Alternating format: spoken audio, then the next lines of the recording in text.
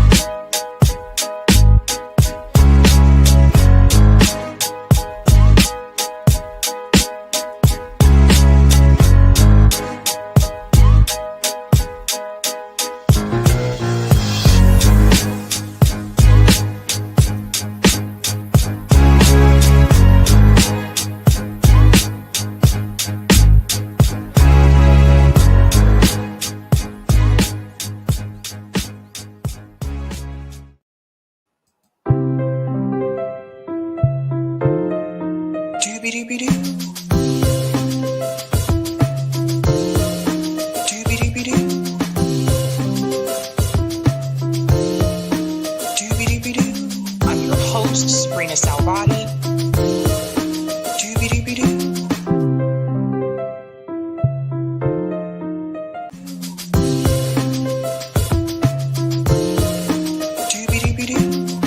sabrinasalvati. I'm your host, sabrinasalvati.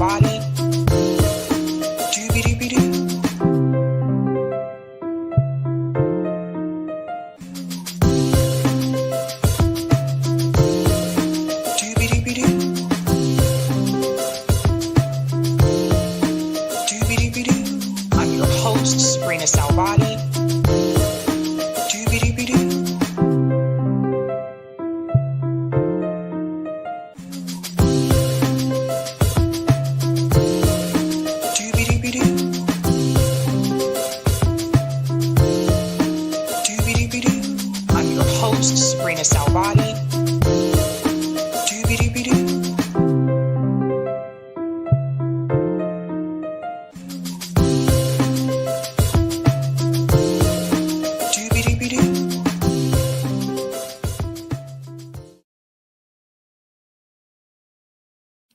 All right. Happy Tuesday, ladies and gentlemen. Welcome to Sabs podcast. I'm your host, Sabrina Salvati. If you're new, I want to let you know that Sabs podcast is a part of Revolutionary Blackout Network. You can catch me there on Thursdays for the Sabby and JB show, and you can catch me here Tuesday, Thursday, and Sunday.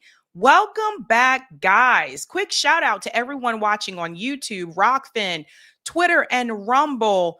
We have so much to get into tonight, ladies and gentlemen. Tonight's theme is the jig is up. The jig is up. Up. So much to discuss. A quick thing I want to say to everybody. If you are on the East Coast like me, I sincerely hope that you are inside where it is cool, and I hope that you are staying hydrated. For those who are not aware, for my peeps on the West Coast, you guys don't have high humidity. It is smoking outside. Like literally, I think if I took an egg and I threw it on the sidewalk, it would probably fry. I am right outside of Boston. It is over 100 degrees today. Over 100 degrees. That's hot for us. And I say that as someone who lived down south. I haven't lived down south in a long time, so I'm just not used to the heat like this anymore. But it is over 100 degrees here in the Boston area. I think New York City is even higher than that. But we are under a heat advisory. So I sincerely hope you're staying hydrated and that you're staying cool today. The hydration thing is very key because a lot of times 90 degrees in Alabama, that is crazy. That's interesting. A lot of times, like people are outside and you may not realize that you're getting dehydrated, so it's important that you make sure you have plenty of fluid. So always send that message to people. But hot. 109 right now in New York City. Yeah. And for people who don't know, like in the urban areas, like during the summer when it's really hot, it feels even hotter than if you're like out in the suburbs. And I want to explain why. There aren't as many trees, like, right? So a lot of times you're in the city, you have the pavement and you have a lot of buildings, a lot of tall buildings. And so you don't have as many trees as people have out in the suburbs. So when it's hot and that sun is like beaming down on you, you really, really feel it. I feel like you feel it more, in my opinion. But please take care of yourselves, guys. Please take care of yourselves. I was going to say, please take care of yourselves and each other, but that would be Jerry Springer, wouldn't it? That would be Jerry Springer. Yes, it would. But we have a lot to get into tonight, ladies and gentlemen. Let's go ahead and give shout outs to people in the chat. Shout out to Donnie says, invite Amanda Seales to your show.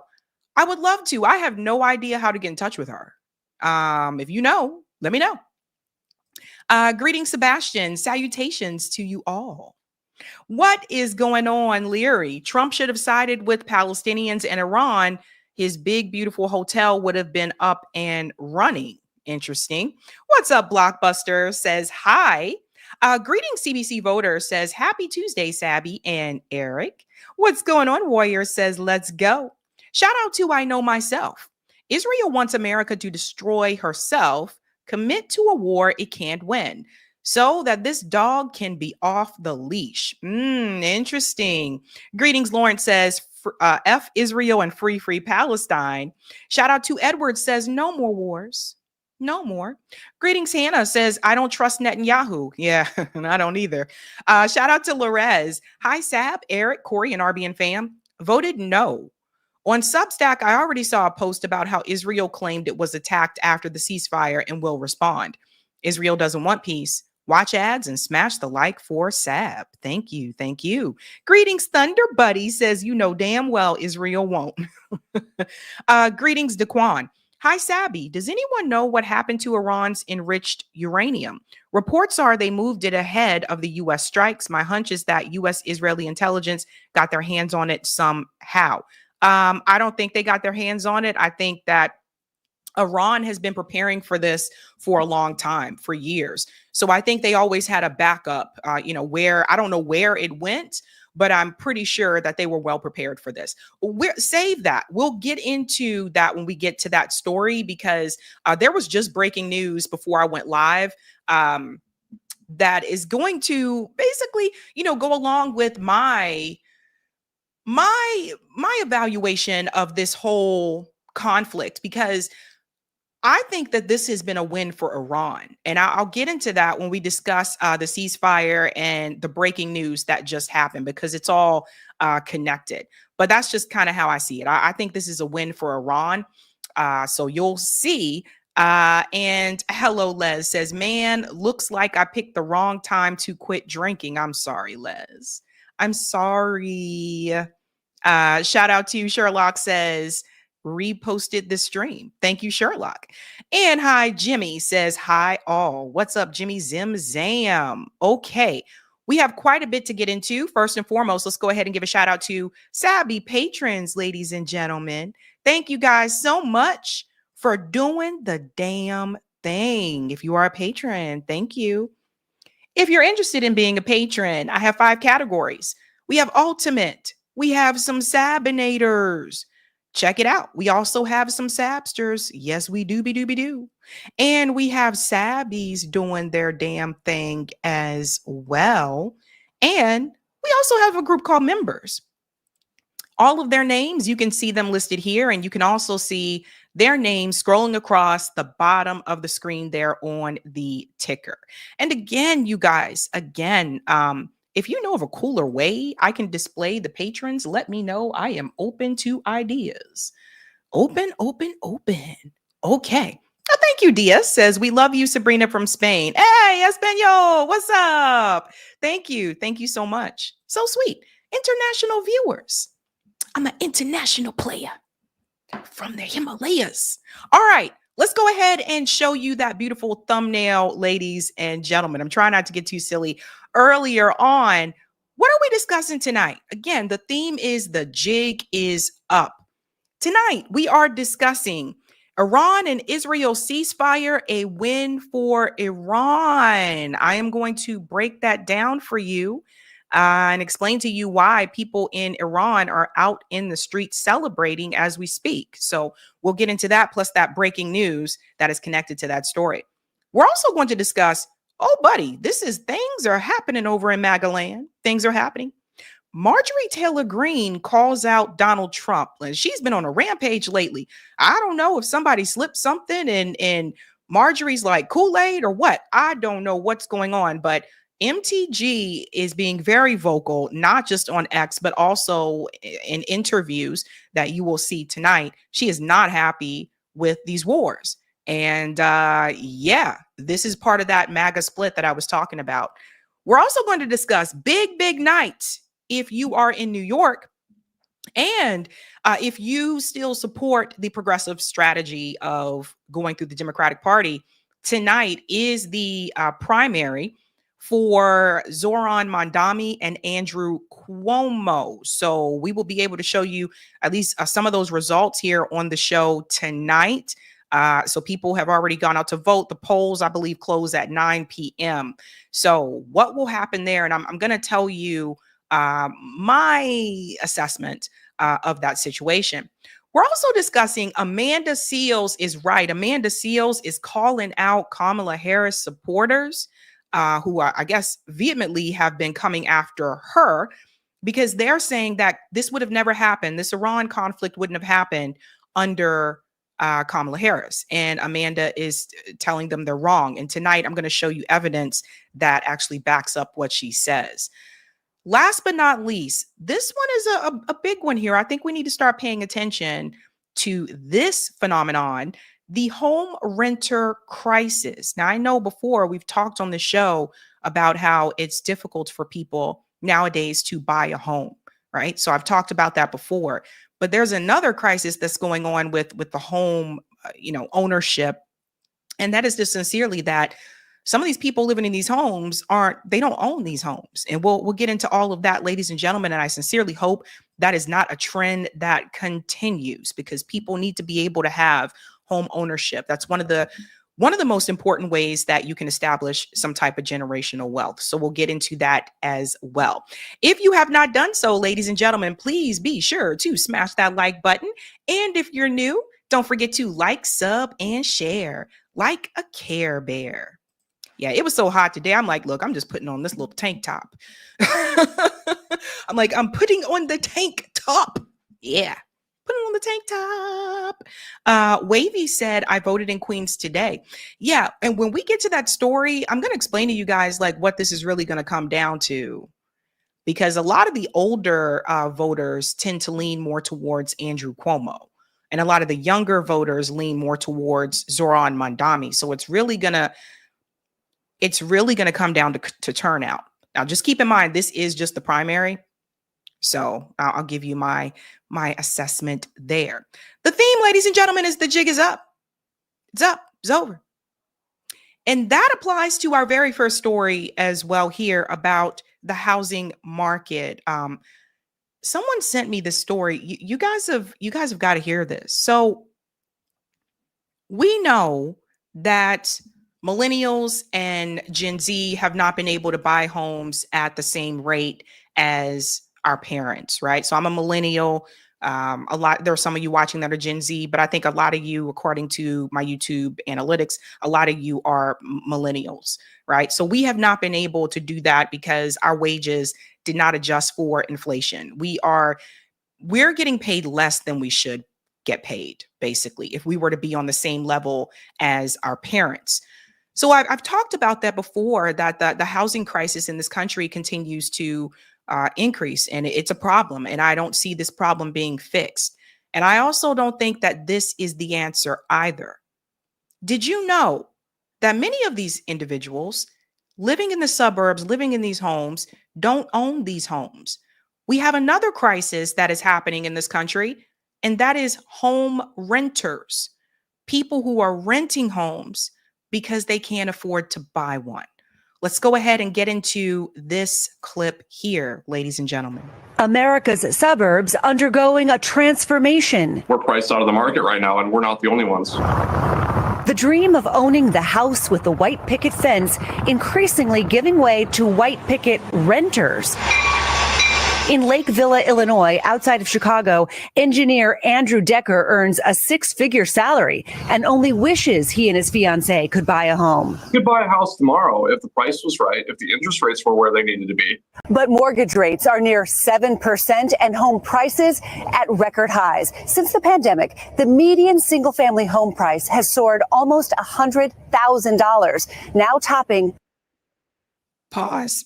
I'm going to pause here because I just want everybody to take a look at these numbers. This is absolutely insane. Absolutely insane. A mortgage rate at 6.86%. Average home price at $416,000. And we're going to do a little bit of math with the story. So we'll show you, like, if you were purchasing a house at a certain amount, how much your mortgage payment would be per month. But the reality is, folks, I would say a lot of people cannot afford to buy these homes. That interest rate, that mortgage rate is also important. That's where they really get you. Because I think if you did not go through this process, and I went through this process during the pandemic, so I want to explain something to you. One of the reasons why it was easier for, my family to buy a house during the pandemic is because the rates were significantly low. And that matters. That matters, especially if you don't have a lot of money for a down payment, right? Like, the lower those rates are, the better it's going to be for you.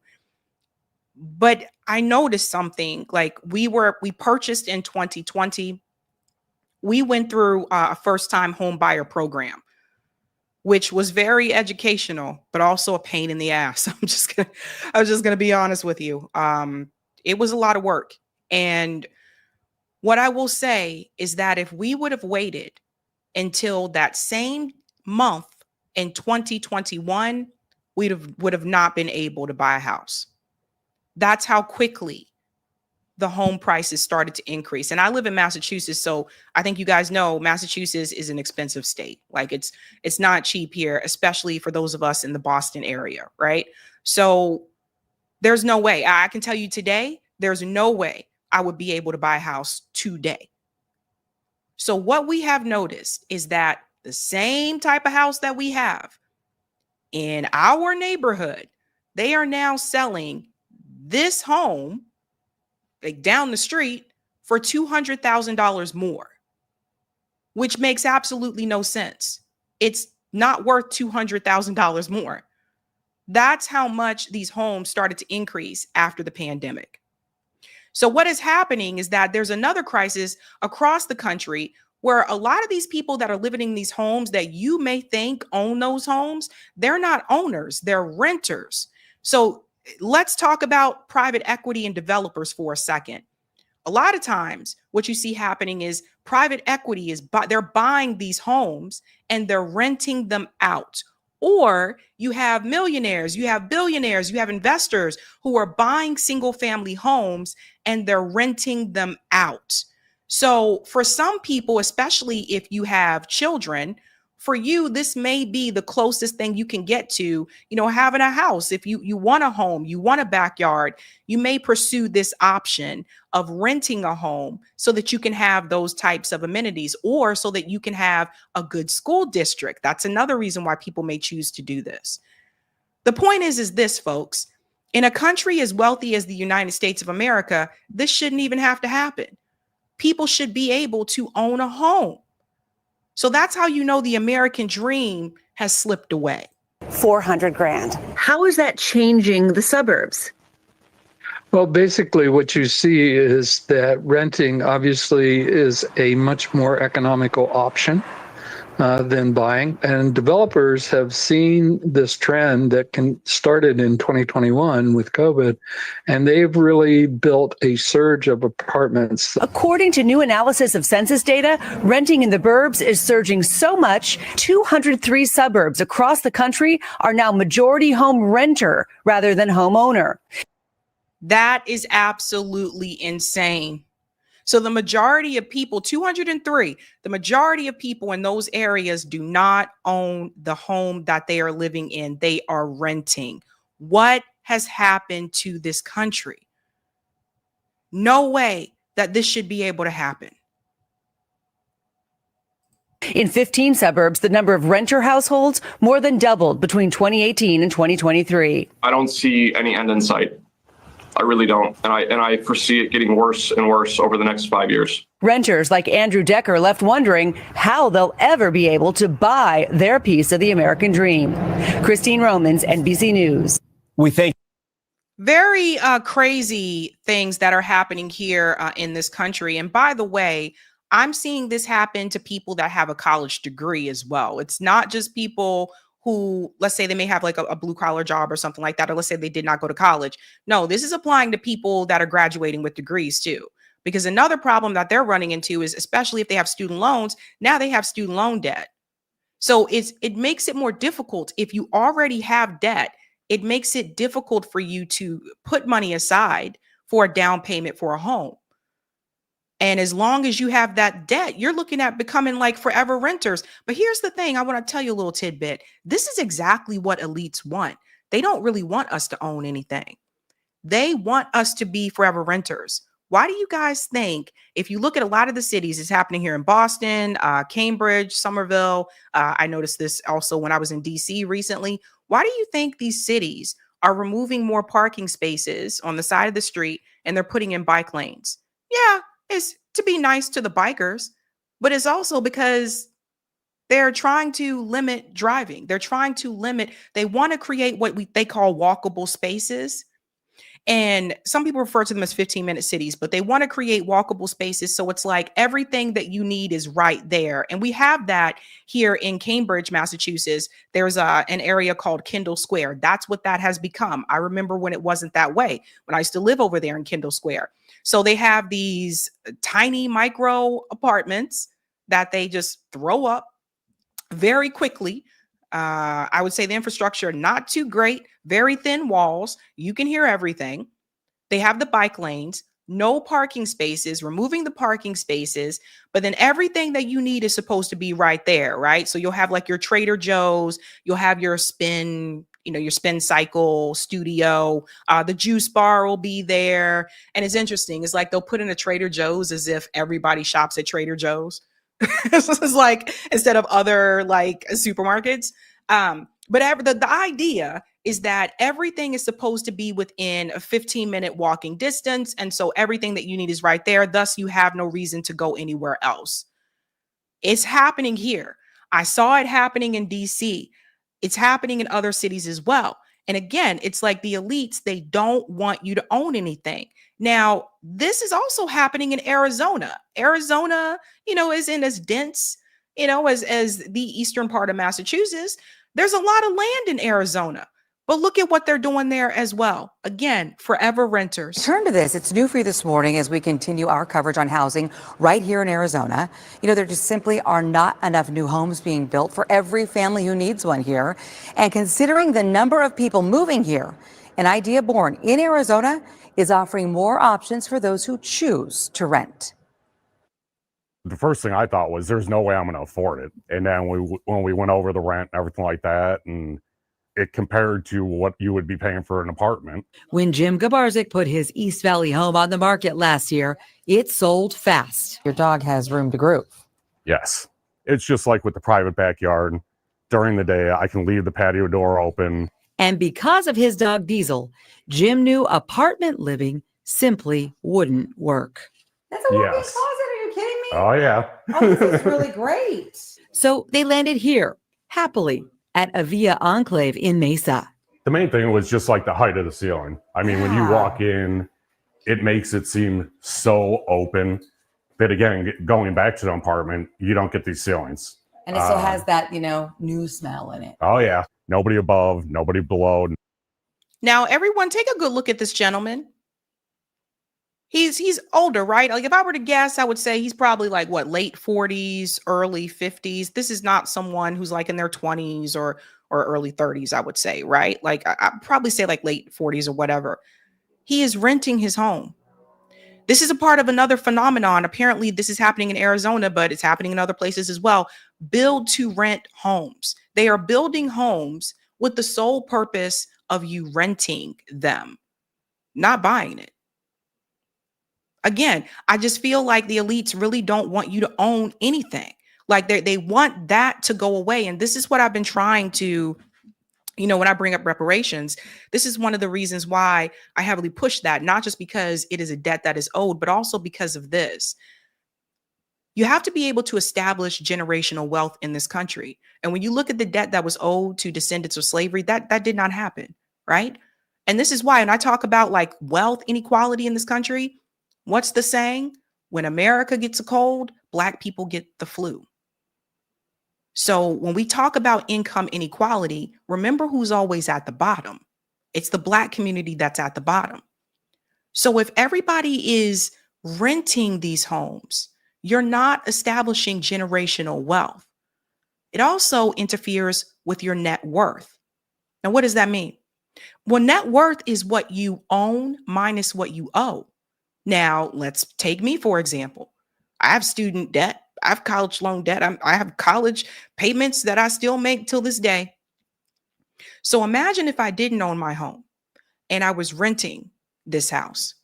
Okay. So now I have thousands of dollars of student loan debt. That's what I owe.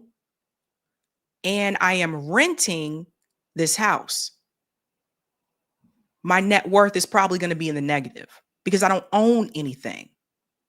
And that actually matters. Like when you go to the bank and you try to get a loan and they ask you, what do you have for collateral?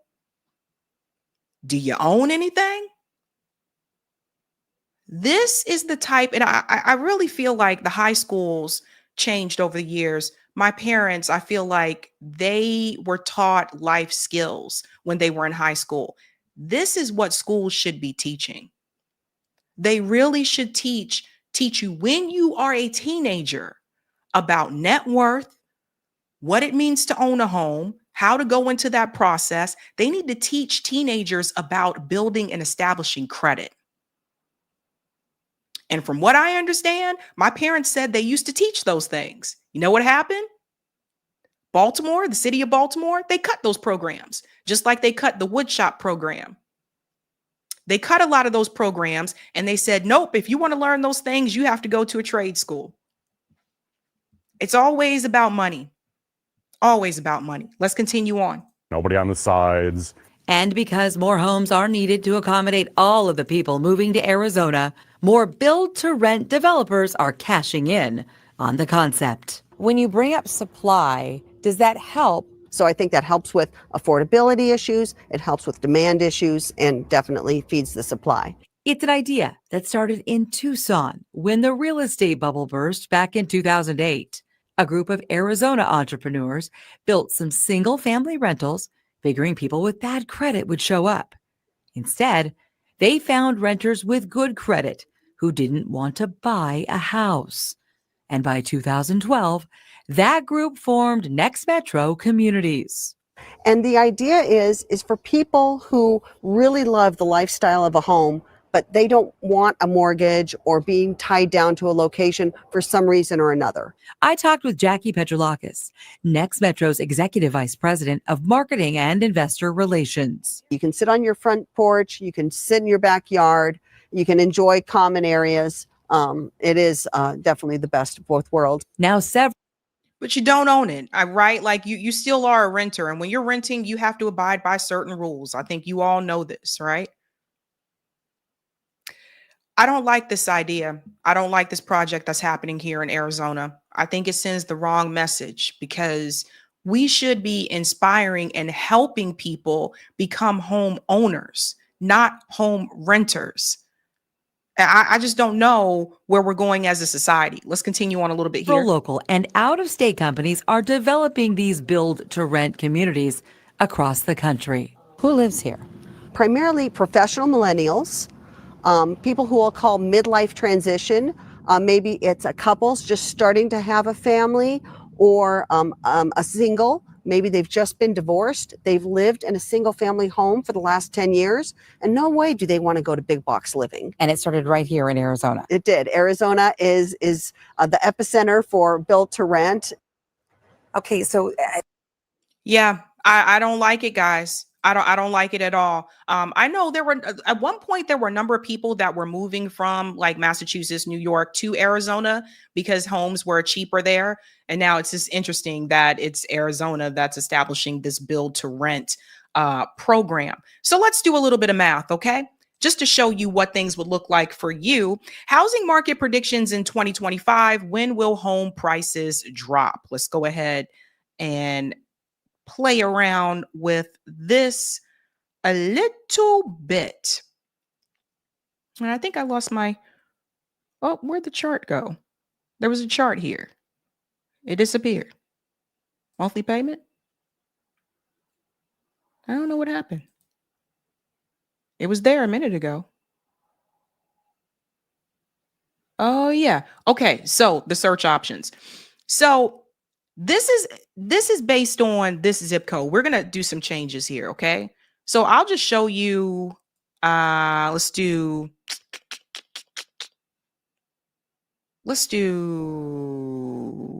just go with the zip code. I don't even know what the zip code is. But if you had a credit score of 760 to 779, right? And you're trying to purchase a home that is 649,000 roughly with a 20% down payment. Look at this, guys. With 20% down payment, you would have to pay you would have to put down $129,000. That's 20%. How many of you have $129,000 just lying around? Everybody see the problem? And this is standard, the 30-year fix, that's standard. Does everybody see the problem though? Now watch this. As we change the credit score, let's take you to the sixes, and we'll see if this makes a difference. It may or may not do it. Maybe it doesn't do it. Let's change it to 450,000. So check this out. If you change the credit score to 680 between that and 699, now instead of putting 20% down, now you have to put down 28.8%. So you still have to put down $129,000 for a house that's $450,000. So this is what I was saying, guys. If your credit is not, where they want it to be, if your credit is not good, that means you have to pay more oftentimes. This is another thing that prevents people from buying a home is their credit. But even as you saw with the credit score within the 700s, you still got to put down 129,000 something if the house was in the 650,000 range. That's insane. Now, again, do you have over $100,000 just laying around? Most people don't. This is the problem. Now, there are ways around this where you can do a first-time home buyer program, but even then, you still got to put money down. If you are in the military, you can get what's called a VA loan where you put $0 down. Now, I want to be very clear about something. So check this out. If they can do that for the military, they can do that for everybody. You shouldn't have to be a part of the military industrial complex to put $0 down. Think about that. That's one of the perks. That's one of the ways they get people to join. Now, a little bit more here I want to show you in this article. It says here, this is interesting. They're talking about the regional differences. Midwest metro areas such as Detroit, Cleveland, and Dayton, Ohio, according to a recent Redfin report, they are the 10 cheapest places where you can buy a house out of the 91 most populous U.S. metro areas. The metros of Buffalo, New York, St. Louis, Baton Rouge, with median prices under $300,000 also made the top 10. But you notice something about these cities? Buffalo, New York, St. Louis, Baton Rouge, Louisiana, there aren't that many jobs there. So something has to change. And I've been warning people about this with the housing market, because I think we are in scary times. And the fact that I'm just now realizing that a lot of these people that live in these homes aren't owning them and they rent them, that's sad. We should not be heading in that direction as a country, as a society. And I really think that something needs to be done about that. And one of the things that can be done about that is we really need to outlaw private equity from buying single family homes and from buying apartment buildings. That's a big part of the problem. And two, people have to be paid a living wage. Like I said, how many of you have $100,000 just laying around, right? Even when we bought this house, we had to get help. Our parents helped us. Now, we went to college, right? And I know there's a lot of criticism towards the younger generation and all that type of thing. But the reality is these kids don't go to college so that they can struggle. They go to college so that they can get a decent job that is going to pay well, or what they thought would pay well, so that they can have the American dream. So, things are rough when it's gotten to the point now where, like I warned, that even the college educated, the college degrees still can't afford to buy these homes. So something is going to happen. Like the housing bubble is bursting in this country, and we are moving away from ownership and becoming forever renters. So the jig is up. We see what they're trying to do. We see what these corporations are doing. We see what these developers are doing. The jig is up. Let's get to some of the comments here in the chat. Thank you, Wandy. Jig is never up. Zionists own the Federal Reserve. Irene says, of course, some of us are Gen X and still can't afford to own real estate. There you go. Patch says 15-minute cities sound like old company towns. Yeah, like the Portman. Roger's probably in the chat. He knows what I'm talking about. I forget the name of it. It was a train company that I was reading about. One of the train companies, like back in the day, Porter or Portman, they had their own like company town where everything was kind of there in that area where the workers worked. Yeah, that's what it kind of reminds me of. Smart said Trader Joe was a hit or miss with their products. Yeah, and it's not for everybody. It really isn't, it depends on what you're looking for. Thank you, Wandy. The Zionist Rothschilds established the Federal Reserve Bank in America in 1913. The central bank regulates and controls America's money supply and monetary policies. We are slaves. We only own debt. Calling out the banks. That's what I'm talking about. Damon says, even when you own the home, you don't own the dirt. Fucking property taxes. That's right. Eric says, now schools just want to teach you how to enrich a billionaire. Yes, it's true. They just want to teach you how to go work for somebody else. Thank you. Where is the love? I remember taking home ec in high school back in the early 80s, and school districts were starting to dismantle these classes back then. Interesting. Let's go to the comments on Rockfin and we'll move on to the next story. Thank you for the tip on Rockfin, Dave. Thanks, Sabs and Eric, for tonight. You are welcome. Thank you, Roger. Sab, I often hear people of my generation talk about how things were cheaper back when we were in our 20s, in the 90s, but they always neglect so were the wages. Rent for a one-bedroom apartment in 1990 Long Island was $450 to $820, yet minimum wage was $3.80. Average wage back then, I remember, $6 to $8 or $240 to $320 a week. Gross, not debt. So we were still struggling. When it comes to the percentage gap between bills and pay, nothing changed. CBIA that puts minimum wage within 20% of rent, allowing renters to save to put money on a home.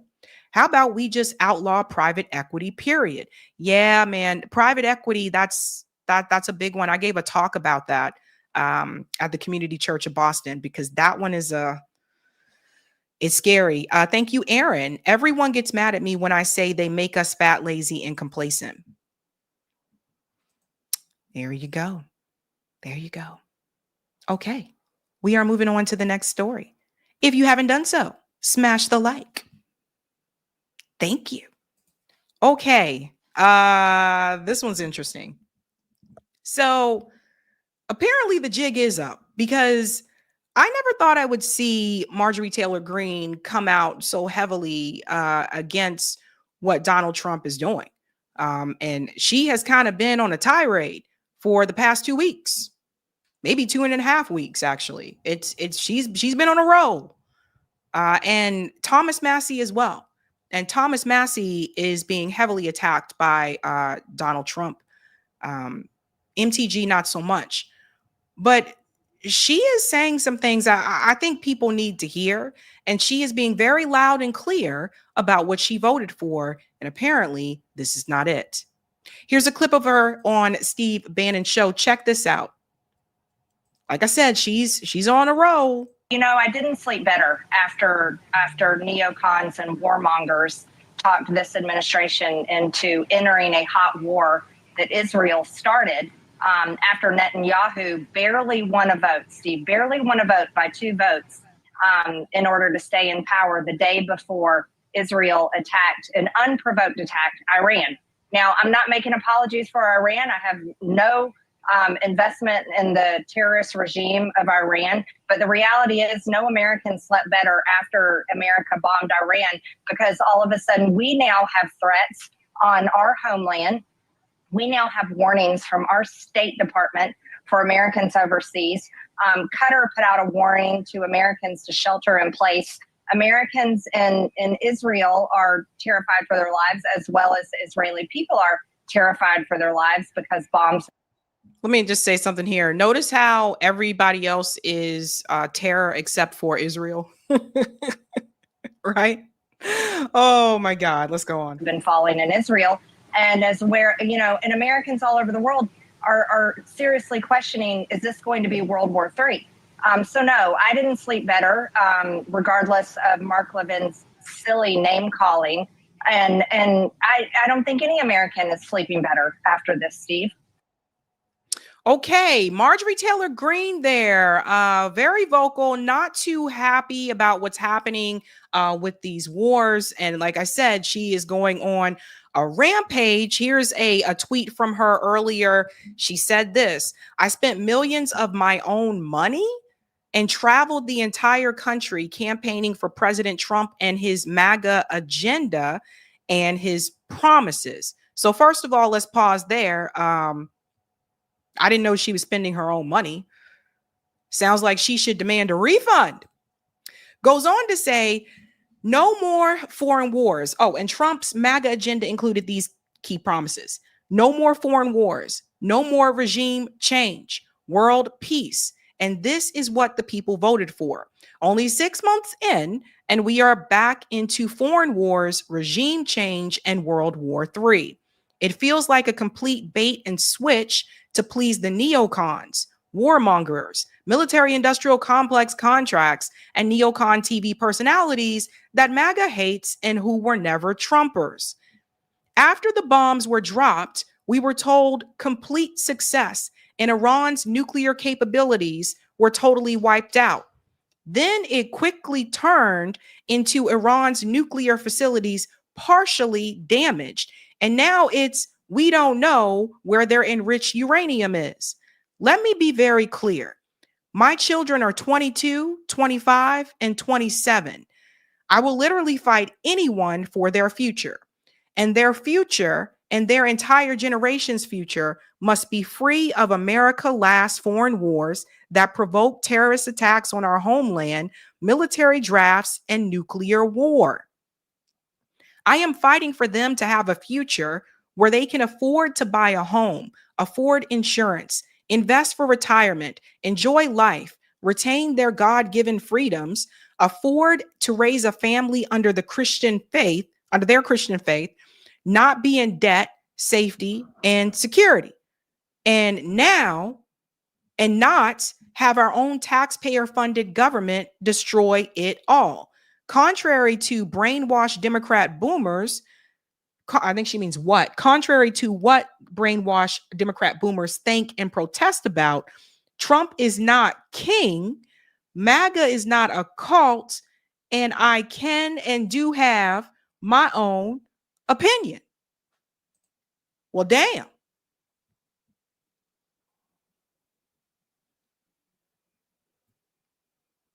You know, and I told you there's a split, some type of split that's happening here. And she seems to be one of the people that's not willing to just continue to give Trump excuses and not hold him accountable. Now, I say that to say this, though, because she didn't sign on for Thomas Massey's, war resolution legislation. She didn't sign on for that. So I don't know. But she's being very vocal about what she voted for and what has happened in return. This is something I would have expected to hear from someone who was not a Trump supporter, especially the part when she said, we're only 6 months in and look at what is happening.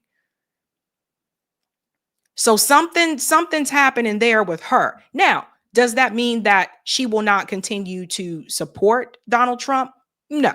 I think she'll still continue to support him. But she's saying to be honest with you, everybody should be criticizing the war escalation that is happening. Everybody. I say whether you're anti-war or not, but especially if you voted for Donald Trump because you wanted an end to these wars, you should be criticizing what's happening. And she went on to talk to a reporter here. And she goes on to say that there is a divide happening within MAGA. Listen to this, guys. It's not consistent with the MAGA agenda. Why? Well, I got elected on the exact same campaign promises that President Trump got elected on. We promised no more foreign wars, no more regime change. We promised an America First agenda where we're solving Americans' problems and trying to claw our way out of this $37 trillion debt. You know, most Americans right now, they care about maybe next weekend's concert, a vacation they plan for the summer. I know my kids' generation who are 22, 25, and 27. This is a generation who it looks very bleak for the future. They can't afford houses. They can't afford insurance. They can't find good paying jobs. They can't afford to buy a car. And groceries cost too much money. Going out to eat costs too much money. And this is a situation that has me most concerned. And that's where my focus lies. But that's also the same focus of President Trump, and that's what we promised. My district voted for me on those promises. They also voted for President Trump on those promises. And I've been very vocal. We don't belong in foreign wars. This is not our war, and it's perfectly okay for me to say that. And I've also stated this, it's okay to have our own opinions. It's okay to disagree on policy. That's what Americans do, and that's what Republicans do. The president said he would not get engaged in foreign wars. He said he would end foreign wars for his campaigning. Was this move, did it break his campaign promise? I don't think so. As a matter of fact, I think what we just saw develop today, where Iran had a response, an attack on the base in Qatar, I think, and we saw President Trump's measured response, and his message on Truth Social is exactly the same messaging that we elected him for. He wants peace. He wants this to end, and he's going to urge Israel that it's time to end. And it absolutely is time to end. All the wars need to end. What's happening in Gaza needs to end. The attack on Iran needs to end. The war between Ukraine and Russia needs to end. All of these conflicts around the world need to end, because the only people they hurt are the people in those countries. And it also hurts the ability for great countries to have great trade deals. And that has an effect on Americans as well. So I don't know what episode of the Twilight Zone I have entered, because that's the very first time I heard her say that the war in Gaza needs to end. Now, she didn't even say that under the Biden administration. In fact, I remember her rhetoric being the opposite. I remember her being pro, like, yeah, we got to go take them out, go get Hamas and all that kind of stuff. But I don't remember her saying that the war in Gaza needs to end. But now she's saying that, and she's saying that under Trump's administration. It almost kind of sounds like she might be running for something. It almost kind of sounds like she might be preparing to run for something else. Now, I don't know, but I feel like I'm in an episode of the Twilight Zone. Crazier things have happened. They have. But that's Marjorie Taylor Greene, who is being more vocal like this. I mean, don't get me wrong. Like, she was very vocal under Biden's administration towards Biden. But she's been going on a rampage. If you look on her Twitter page, she's just been going like, meow, meow, meow, meow, meow, meow, like for the past 2.5 weeks. Just been going on and on. I'm like, are you running for something? Almost kind of seems like it, huh? We're going a little bit more here, and then I want to show you something else.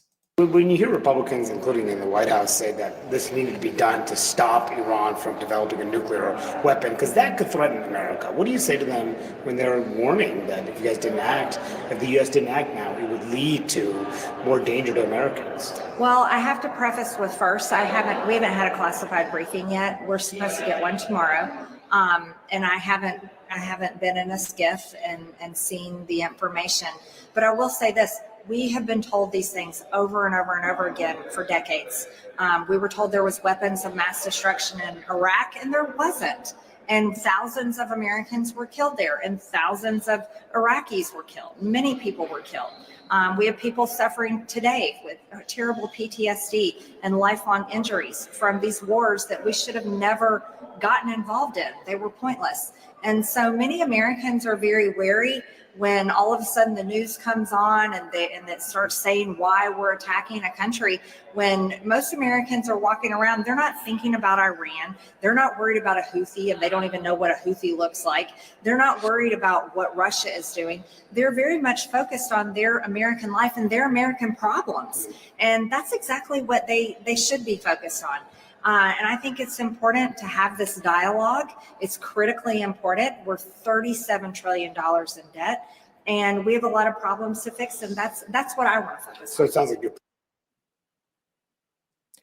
Let me ask you guys a question. Why isn't Hakeem Jeffries saying that? Why isn't he speaking out against the wars? Why isn't Chuck Schumer speaking out against the wars? Why isn't Democrat leadership speaking out against the wars?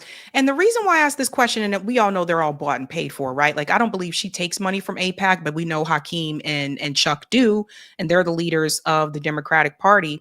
The reason why I'm saying this is because this is where the Democratic Party lost some voters. This is where some voters said, yo, this party has become like the war party. What happened here? Right? And they decided to go over to the other side, and they decided to support Donald Trump. Yeah, there were some people that voted for Joe Biden in 2020 that turned around and voted for Donald Trump in 2024. That's a reality that the Democratic Party needs to deal with. And this is what happens when people see one side saying these things and not the other side, then the pendulum just swings in the other direction. We call it the ratchet effect, right? Because it prevents any type of full on left movement. It just keeps doing like this, right? But it never pulls all the way over to the real left. And the Democratic Party is not actually left. But the Democrats, I believe, allow this to happen because they just want to maintain the status quo. So if that means that you end up going over to the Republican Party, you know, the corporate Democrats are still fine with that. They put on a show and pretend like they're not, but they're still fine with that because you're going over to something that's still status quo. You're not going over to those radical lefties, as they like to call them, right? They like to say radical lefties.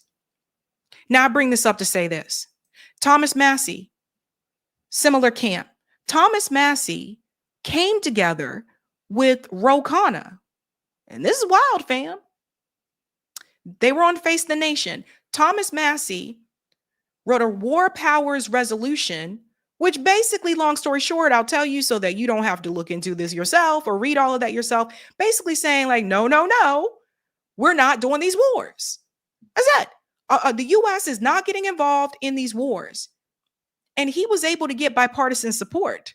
Ro Khanna is one of those individuals that signed on. I believe AOC said that she would also sign on for this. I'm not sure if I would assume Bernie may have signed on for this, but I'm not sure. But what I'm saying is Thomas Massie was able to get bipartisan support. Now, Marjorie Taylor Greene, from what I understand, didn't sign this resolution. And that's what I'm saying. It makes me wonder, is she trying to run for something? I don't know. But this should happen. Like, I think Americans over the years have become frustrated and they're very tired of these wars. And I've been talking about this for quite some time. I come from a military family. I know the personal effects of it. And so I'm here to tell you, like these wars, no. You would have thought that we would have learned from Vietnam. Think about all the American soldiers that died in Vietnam. But no, they continued to push the lie with the war in Iraq. And they told you that Saddam Hussein had weapons of mass destruction, and they knew it was a lie when they told it to you, but they had to use something to sell it to you. Sound familiar? Don't you hear this now? So, Thomas Massie, I felt like this was the right thing to do.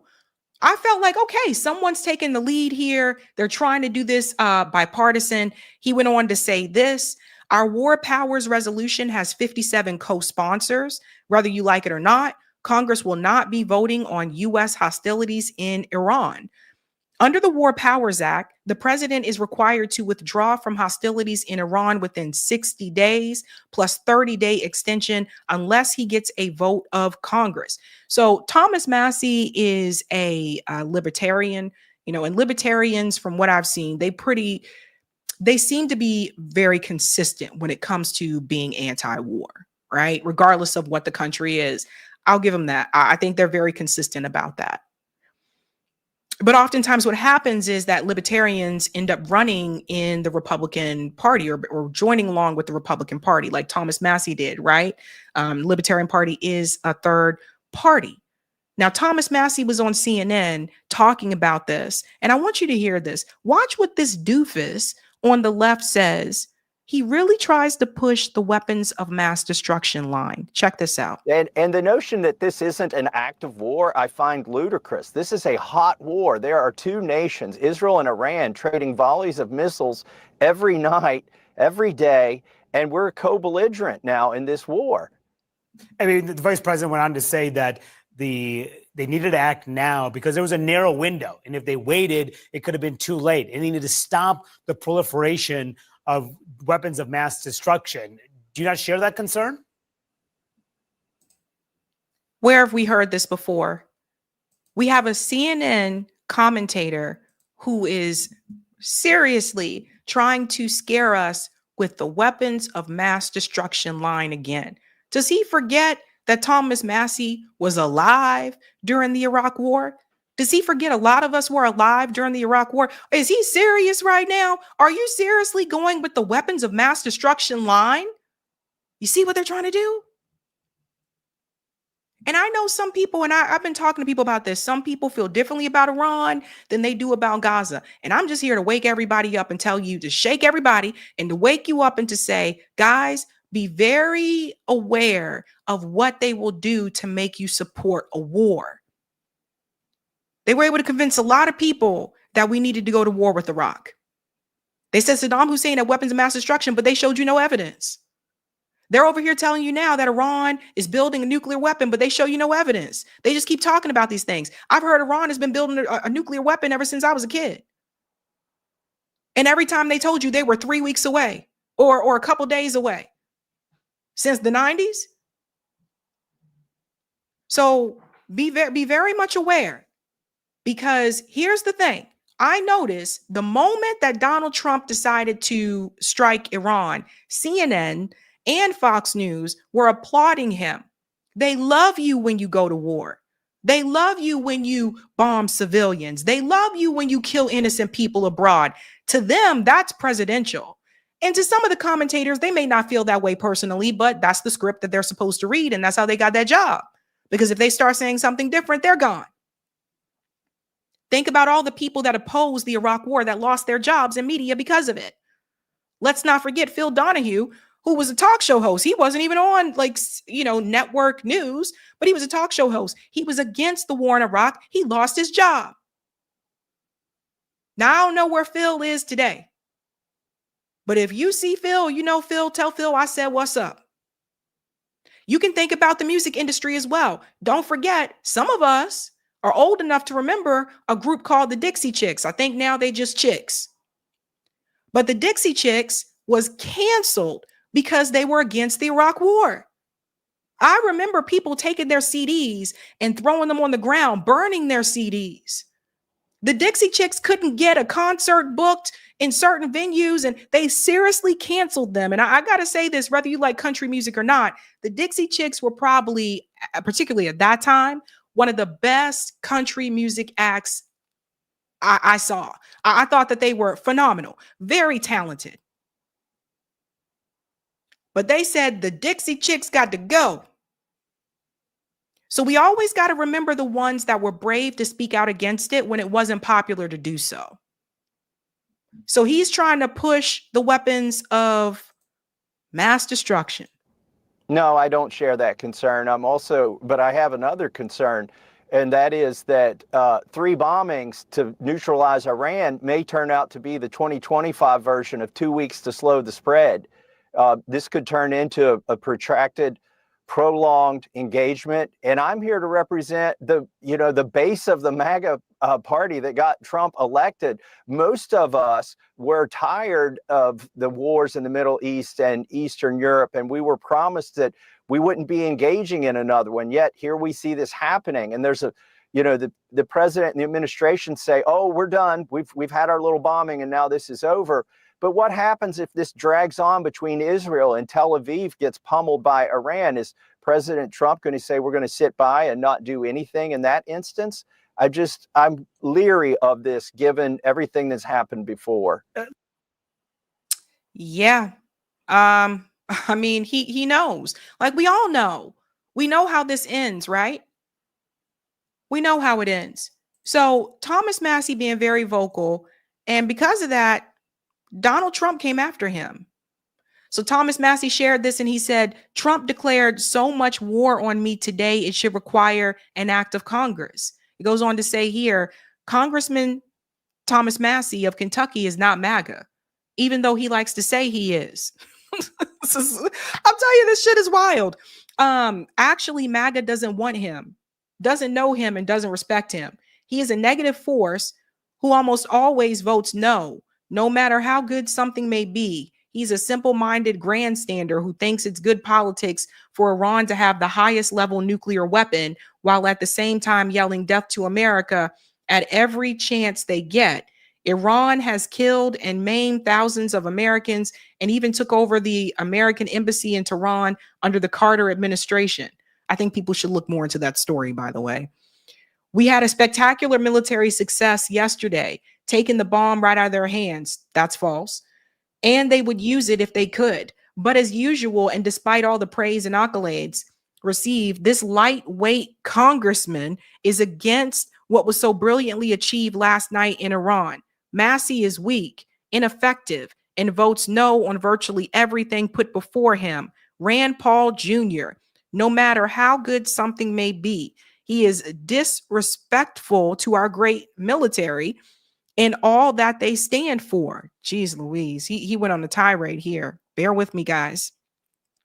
Not even acknowledging their brilliance and bravery in yesterday's attack, which was a total and complete win. It actually wasn't, and that's been revealed.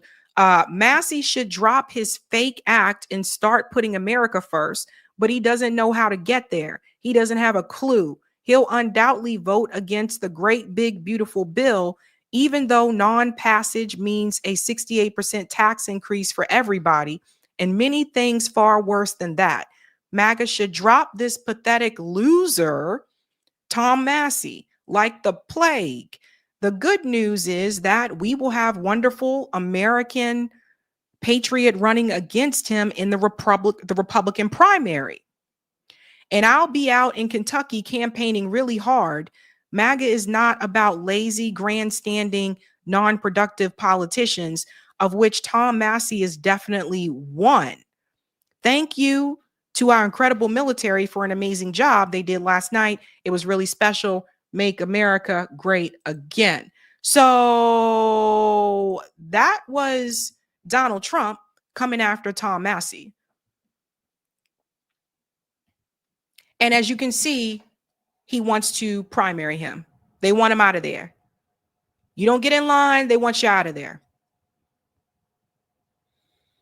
This is why, and I said again, this is why more people need to vote third party. This is why, or for independence. You got to move away from this duopoly, because on both sides. Now, Thomas Massie responded and said, I'm going to program my debt badge to display the number of milliseconds that have elapsed since Donald Trump has tweeted at me last. So this is interesting. He's showing this here. Wow. Yeah. And another thing that Donald Trump said to reply to his previous statement about Thomas Massie, he said, get this bum out of office ASAP. This is crazy. This is crazy. And of course, Tom Massie with a clap back here. For those who want to know what Donald Trump really thinks of me, this should clear things up. So he's referring back to the endorsement that he received from Donald Trump in 2022, where it says Congressman Tom Massie is a conservative warrior for Kentucky's 4th congressional district. An MIT graduate and a first-rate defender of the Constitution, Thomas fights hard to protect your liberties, especially the First and Second Amendments, which are under siege by the radical left. Everybody's radical, right? Strong on the border and our military vets, Tom Massie has my complete and total endorsement. So it sounds like they may try to primary Tom Massie and get him out of there. By the way, I will say this. Tom Massie was the one politician that was a moderator for the third party debates. It's crazy times we're living in, but there does seem to be something happening within MAGA, where the more vocal anti-war MAGA peeps are like, nah, bruh, this isn't cool. And we are seeing more just not want to go along with this.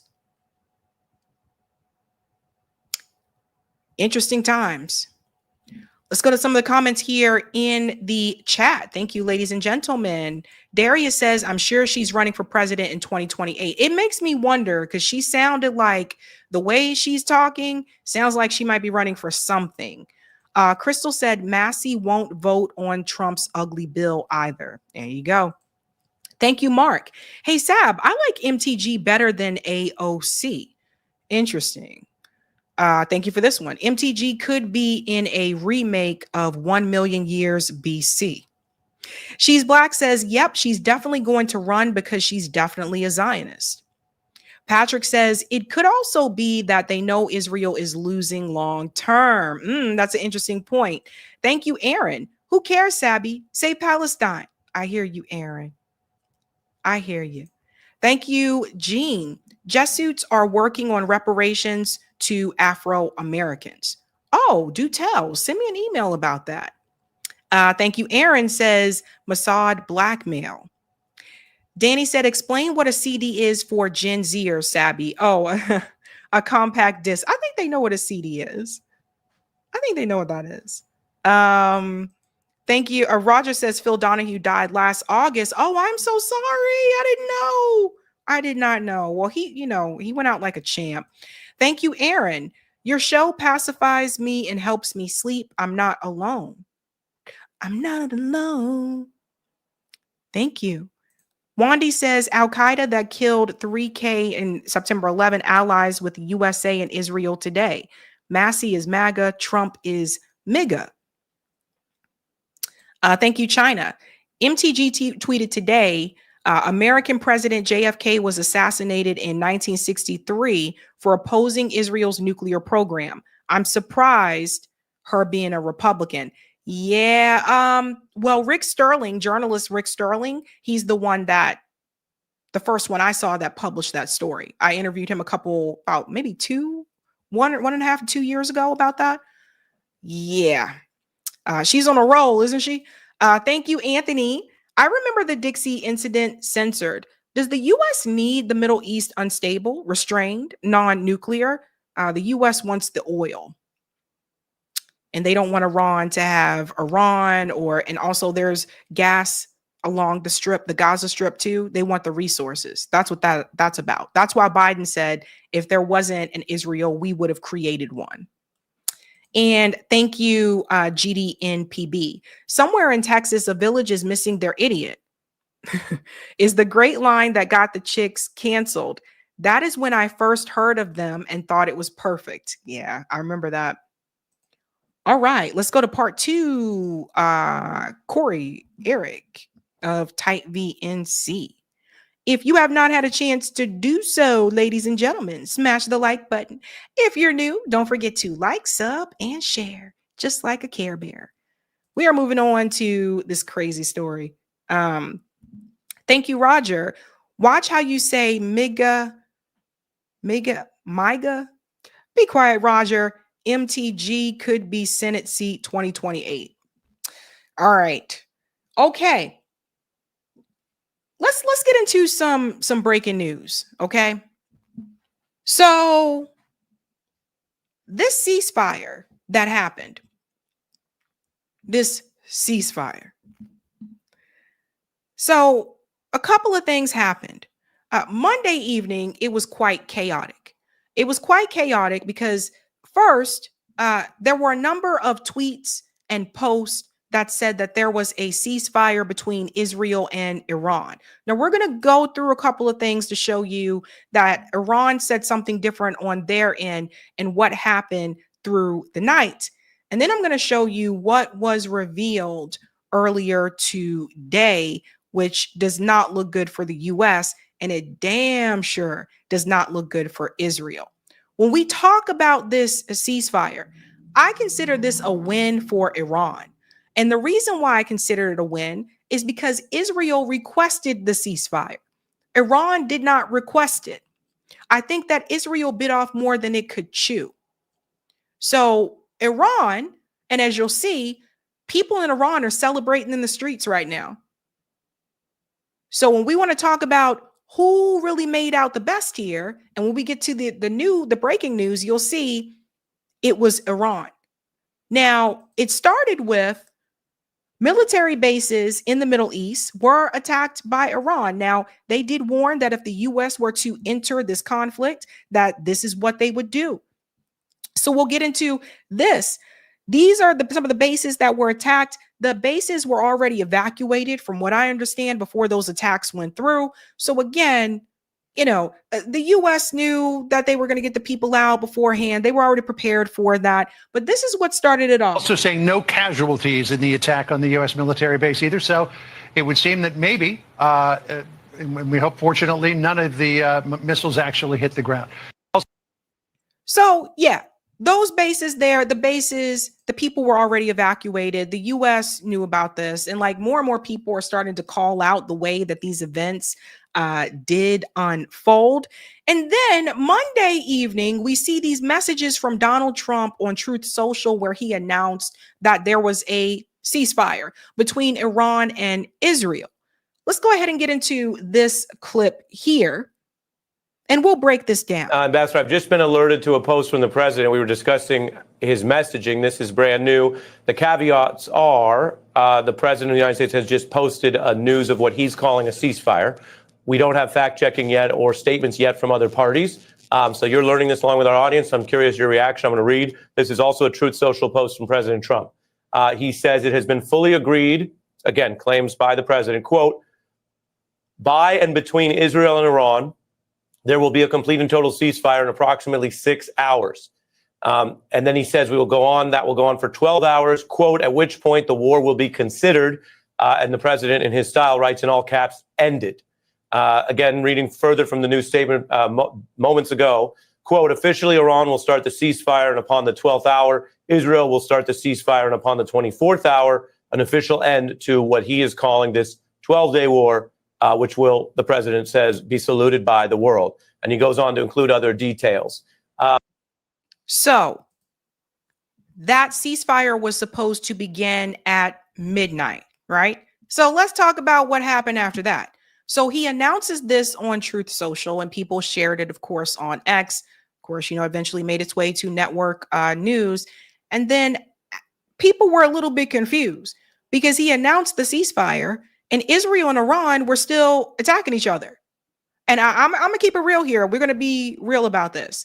Iran took some hits because after that ceasefire was announced, Israel basically, from what I saw from the videos, it seems like they threw everything that they had at Iran. They were just trying to bombard them, right? I guess up until midnight, send as much as they could. But don't get it twisted. A lot of those missiles from Iran got through to Israel. Israel took a beating. I believe from what I read, they said 1/3 of Israel took a hit. So Israel was getting, like, Iran took a hit, but Israel was getting their ass whooped. I'm just keeping it real with you. And as you have been able to see, that Iron Dome doesn't stop everything. Then we fast forward past midnight, and they're still firing at each other. So now people are asking, what happened to the ceasefire? So we'll get into that because you're going to hear different sides about this. My question to you is, given this is coming from one side, but either quickly will be confirmed or not, that's how we track these stories. What is your response, and what does that sound like to you, given your voluminous diplomacy experience, that time scale as announced here by the president? Well, I believe it, and I believe it for a simple reason. We saw the Iranians retaliate today at two places, al-Assad base, where they hit before, after Qasem Soleimani was killed, and Al-Udeid base in Qatar. There were no American casualties. It put the Iranians in a position where they could say, we retaliated. One thing Khamenei could not do was look like they simply surrendered to us. So by retaliating, he can claim we retaliated. He can claim we inflicted damage on Israel. So they're in a position where they can say, okay, we stood up, we didn't give in. The Israelis were in a position where their military was saying, we're pretty close to exhausting all the targets that we needed to be able to take out. And I think that the president, all along, he never wanted to get into what he calls the forever wars in the Middle East. He took on his own base in this regard, who clearly people like Tucker Carlson and Steve Bannon were very much against taking this step. And his wanting to show that he could use force and then produce a ceasefire quickly makes, in my mind, very credible. The fact that Iran took a step and they can say, we did it, puts them in a position where they can end it. I would also say whether Prime Minister Netanyahu was prepared right now to end it or not, I think he couldn't say no to President Trump on this. And my guess is there's some possibility that this was even coordinated in advance. I could see an understanding where the president said to Bibi, we will do this, but after we do it, the war has to end. I wouldn't with an off-ramp ready. So let me ask you about. So let's pause here for a second. So again, Israel asked for the ceasefire because they exhausted their defenses. This is what I was telling people earlier on, that Israel cannot beat Iran alone. They really can't, right? And I think what Iran did to Israel shows them, hey, this is a taste of what we could do, but that's not all that they can do. The destruction, and you'll see it, the destruction that you saw happen to Israel, that's just a taste of what Iran can do. So keep that in mind. Now, at the same time, mind you, Israel was still killing kids in Gaza. While all this is still going on, and you can see these reports online as well, while all this was still going on, people were still going to humanitarian aid sites to gather aid, and Israel was still killing people that were coming to get aid. So this is what happens when you try to be the bully and you get yourself involved in so many different conflicts. It's just absolutely, absolutely insane. Now I want to show you this as well from Dropside News. This is one of the things they were showing after the ceasefire. Sirens are sounding across northern and central parts of apartheid Israel. The Israeli military has announced it has identified new missile launches from Iran. So you guys see all these targets? The first one here and this one. So when I tell you, again, we can't show you that video footage on here. You guys know how YouTube can be. When I tell you that Israel took a beating, they took a beating, but it's not as though Iran didn't take hits. Iran took hits as well, but look at how much came Israel's way. And this is part of the reason why, like, a lot of us were up pretty late Monday night because we were waiting to see what would happen after that, after midnight, and they were still firing. Now, what is also interesting, when we talk about ceasefire, Sayed Abbas, who is the foreign minister of Iran, this confused people too, because he tweeted, the military operations of our powerful armed forces to punish Israel for its aggression continued until the very last minute at 4 a.m. So he's talking about his time. So that gave people the impression that they were going to continue to fire until 4 a.m. Together with all Iranians, I thank our brave armed forces who remain ready to defend our dear country until the last drop of blood, and who responded to any attack by the enemy until the very last minute. So that caused a little bit of confusion from some of us online. I know I was texting like my RBN comrades last night. We were all texting each other back and forth, just like, yo, what is going on? They said there was a ceasefire, but people, like, both of them are still firing. And if foreign minister is saying this, doesn't mean they're going to go till 4 o'clock in the morning. So there was a little bit of confusion there. And then to make things crazier, this was reported from Press TV. They said that Trump's truce claim was fabricated, designed to deflect attention from U.S. humiliation. So according to Press TV, they said there was no ceasefire. See, listen to this. The so-called ceasefire proposal put forward by President Trump on social media is fabricated and designed to deflect attention from Washington's recent humiliation, according to a report. The fabricated media narrative about a ceasefire is meant to divert attention from the blow suffered by the United States. Iran will not respond with words, but through action on the battlefield, and will soon demonstrate the falsehood of these claims to the Zionist regime. So this was another thing that happened, right? On Iran's end, they said there was no ceasefire, that they did not receive a ceasefire proposal. Like, all of this is happening at the same time. So it's just kind of like, okay, so people are pointing fingers and they're like, okay, Trump lied, he lied. But at the end of the day, what basically happened is that because those attacks were still continuing after Trump made that statement, it basically made, I would say, I think Donald Trump was somewhat embarrassed. And I'll show you his comment to the reporter about this today, because he called out Israel and Iran. But I think what he said to Israel was definitely more telling. Now, Professor Morandi talked about this earlier today. He was on RT. Listen to what he said at the very beginning. Syed Mohammed Morandi, you are most welcome, sir. Israel has accused Iran of violating the truce. Is that the case? And is it a ceasefire Tehran wanted? It's a ceasefire that the Israeli regime begged for, and I think that was already leaked before this halt of hostilities came about. Of course, there's no agreement, and Iran at any point said that they are going to strike back at the Israeli regime if there are any violations. Iran is not going to tolerate any attack. If anything struck the regime, the Iranians said that. We'll have to pause there for just a second, because you guys know how YouTube can be, so we can't show like strikes or anything like that, but we'll come back to this part here. But did everybody hear that? So that part's really important. Again, Israel, basically, according to Professor Morandi, Israel begged for this ceasefire. Because honestly, like, and again, I wish I could show you the videos, but we can't, but you can find a lot of them on X. What I saw last night, I like what I saw Monday night, I was just basically like, okay, like, again, that's just a taste of what Iran can do. You guys got to remember, Iran hit Israeli intelligence. They hit the Mossad headquarters, right? They hit one of their bases. That was one of the ones that was next to the hospital. They hit multiple locations in Israel. Remember, Israel isn't big. Iran is huge.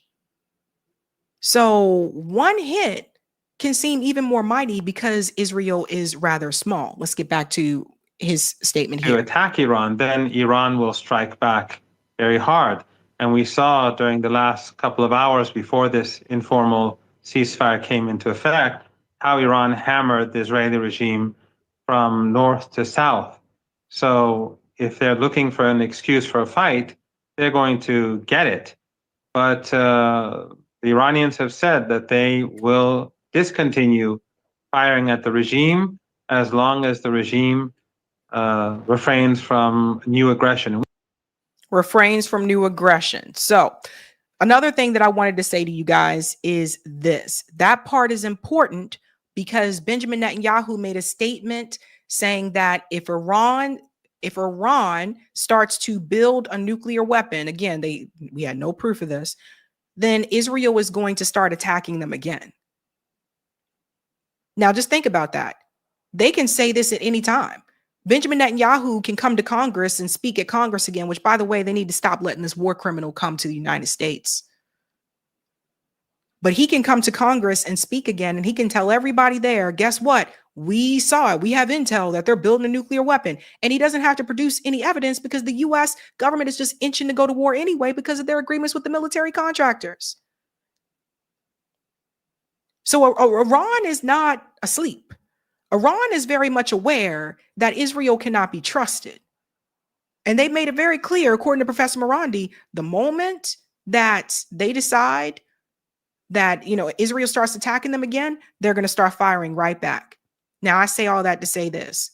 Donald Trump was not happy about any of this. And like I said, I think that he was embarrassed. And I think you'll see that during this interview here. He goes on to say that he is not happy. But reports coming from the region suggest that the sides accuse each other for violating the ceasefire. So I think they both violated it. I don't think I'm not sure they did it intentionally. They couldn't rein people back. I don't like the fact that Israel went out this morning at all, and I'm going to see if I can stop it. So as soon as I get away from you, I'm going to see if I can stop it, okay? That part right there is very damning for Israel because Donald Trump said, I do not like the fact that Israel went after them this morning, right? That's important because Israel has claimed that Iran broke the ceasefire. But Donald Trump's statement right there lets you know that Israel was firing it at them. Right? So just keep that in mind.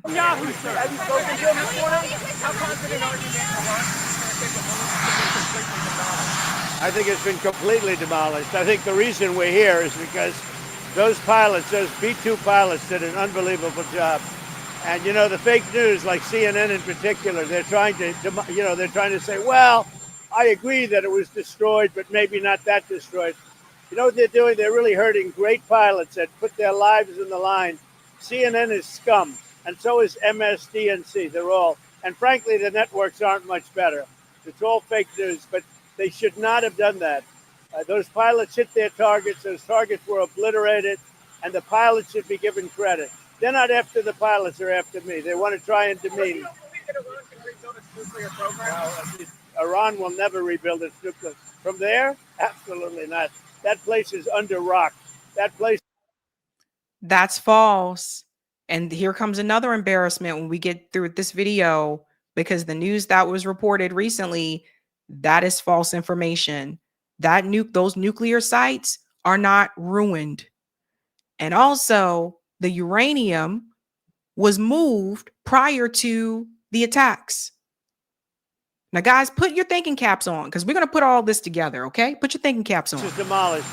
The B-2 pilots did their job. They did it better than anybody could even imagine. They hit late in the evening. It was dark with no moon, and they hit that target with every one of those things, and that place is gone.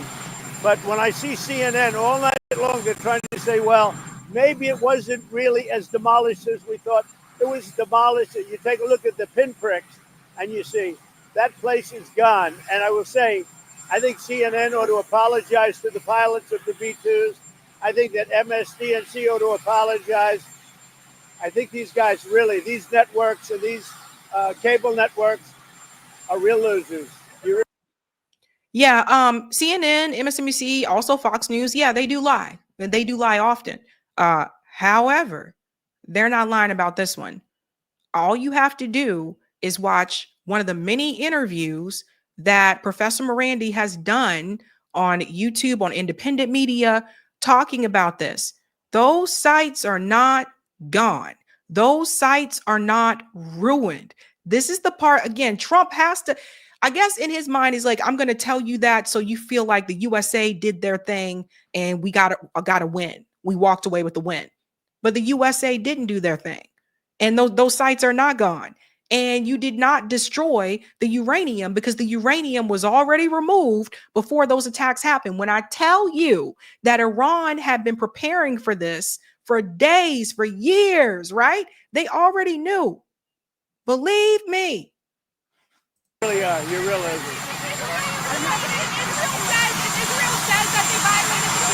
You're gutless losers. I say that to CNN because I watch it.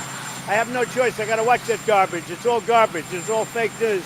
But I think CNN is a gutless group of people. And the people that run it, nobody even knows it's been sold so many times. But the people that run it ought to be ashamed. MSDNC, a guy named Brian Roberts, he heads it. He's a disgrace. He's a weak, pathetic disgrace. Israel says that Iran violated the peace agreement, the ceasefire agreement. Do you believe that Iran is still committed to peace? Yeah, I do. They violated it, but Israel violated it too. Are you questioning if Israel is committed? Israel, as soon as we made the deal, they came out and they dropped a load of bombs, the likes of which I'd never seen before. The biggest load that we've seen. I'm not happy with Israel. You know, when I say, okay, now you have 12 hours, you don't go out in the first hour and just drop everything you have on them. So I'm not happy with them. I'm not happy with Iran either. So this is Donald Trump being embarrassed. He feels as though they made him look like a fool. You see, because here's the thing. Say what you want about Donald Trump, but at the end of the day, he doesn't like to look foolish. He doesn't like to be embarrassed. That's one thing I think we can all agree on, right? That's an ego thing there. And Israel made him look like a fool when they continued. He was right about that part. They did try to, basically was hitting Iran with everything they got. And it was right after Donald Trump announced that there was a ceasefire. So yeah, it's embarrassing. And it does, make you look some kind of way after you made that announcement. So a lot of people are pointing to this and they're saying that, whoa, Donald Trump is criticizing Israel. So yeah, two things can be true at the same time. Yes, he's criticizing Israel and he's upset because he was embarrassed and made to look like a fool. And also, this is part of the theater. Part of politics is theater. We are the audience and they're on the stage. The politicians are on the stage and their job is to keep us engaged and to convince us of whatever they try to convince us of. So keep it this way. Is Donald Trump so upset to the point that he's going to stop supporting Israel? No. Is Donald Trump so upset to the point that he's going to refuse to give Israel weapons? No. That's how you know part of this is theater.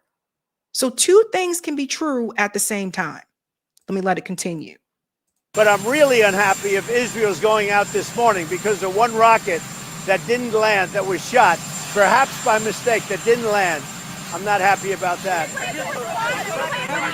You know what? We basically have two countries that have been fighting so long and so hard that they don't know what the fuck they're doing. Do you understand that?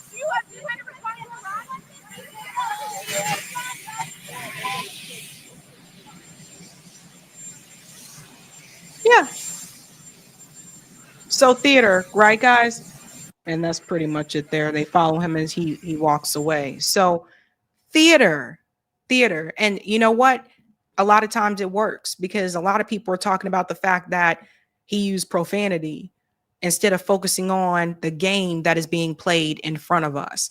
The jig is up, ladies and gentlemen, right? I think they think that we are foolish, but people are watching independent media. And just to show you how devious Israel has been, this is absolutely insane. The Washington Post posted audio of the Mossad. They were calling the Iranian regime generals and basically telling them that they had to leave the country in 12 hours or they were going to kill their wife and kids. Now you listen to this and you tell me where the real terror comes from.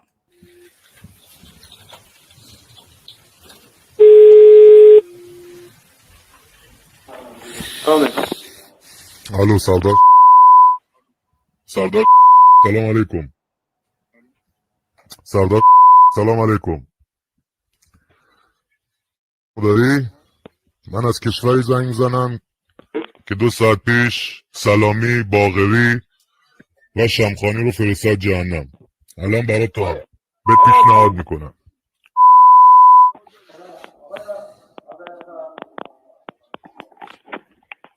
اومد رو خط، بیارش رو خط. الان صدامو داری؟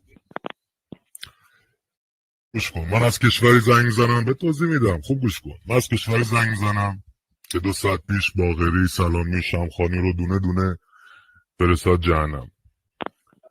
الان تنها پیشنهادی هم که به تو میکنم، هم میتونم بهت پیشنهاد کنم 12 ساعت وقت داری که پاتو بگیری با زن و بچت فرار کنی، وگرنه Let's go back a little bit here because I just want you to be able to read this.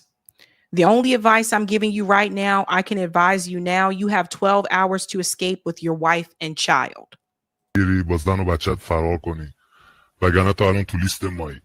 تو دونه دونه تو لیستی که من دارم نگاه میکنم و هدف بعدی ما هستیم. با خاک تو، خانوادت، بچه‌هات. See, this is what they like to do. We will hit you, your family, your children, everyone with the dirt. I only called to tell you, look, as long as there's time. See, you see what they like to do? They love to kill women and children. They love to kill women and children, but they want you to believe everybody else is the terror. Think about that. همه رو میزنی. فقط زنگ زدم بهت بگم ببین تا وقتش هست بهت مهلت میدم. گفتم 12 ساعت از همین الان دقیقه که با صحبت کردم وقت داری فرار کنی، وگرنه هر چی دیدی از چش خودت دیدی. ما از رگ گردنم به تو نزدیکتریم. اینو خوب بکن تو گوشت. خدا نگهدار. من بهت گفتم، من الان قشنگ بهت گفتم دیگه، بهت مهلت دادم. کجا گرفتم؟ تمام این خونخوارا، تمام این مثل سلامی و امثالشو فرستادیم همون جایی که باید خیلی زودتر میرفتن. تو هم میخوای یکی از اونا باشی؟ تو هم میخوای بعدی باشی تو لیست؟ تو هم میخوای زن و بچه‌تو به فنا بدی؟ Do you also want to destroy your wife and child? They are saying. Now, I don't know whose voice this is. Obviously, the voice is somewhat scrambled. Some people think they believe it sounds like Netanyahu. I don't know. But yeah, you guys can see what is happening here.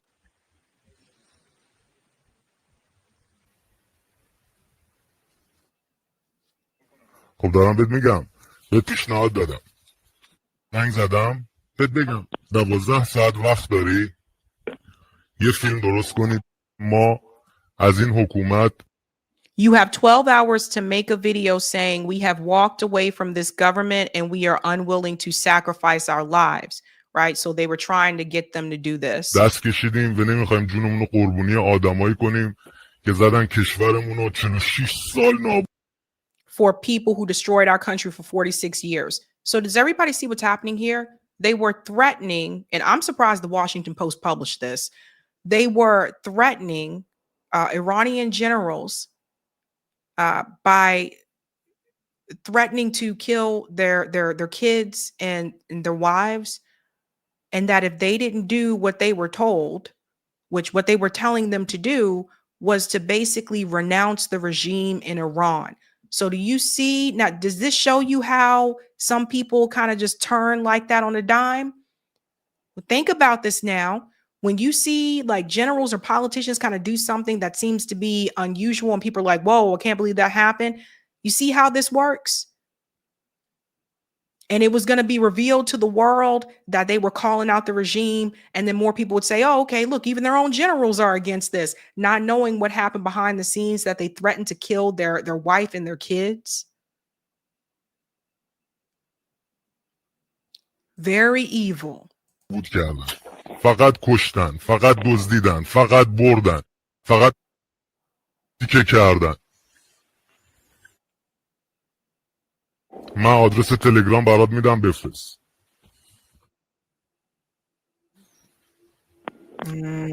برات میفرستم. الان SMS میکنم. And apparently using Telegram there. So do you see how desperate Israel is to try to get the world on their side? Because they know, again, like a lot of people are not pro-Israel anymore, especially after the genocide. They're very much aware of that. And you guys got to see this, as I've said before, you got to see some of the damage that was done to Israel. You have to see what it looks like now. Because like I said, and I'll keep it muted because I think they're playing music. Iran was not playing around. And again, this is just some of the things. Some of the things. This is Israel. That's not Gaza. So you guys see that? You see how, yeah. They don't want you to see that. That's why Israel is the one that called for the ceasefire, because Iran was hitting them. They were definitely getting through. Now, I say it's still a win for Iran because they're in the streets celebrating, fam. Iran is out there like, let us do the damn thing. People across Iran are celebrating the defeat of the Western-backed genocidal monsters in Tel Aviv. Like I said, they're happy. Look.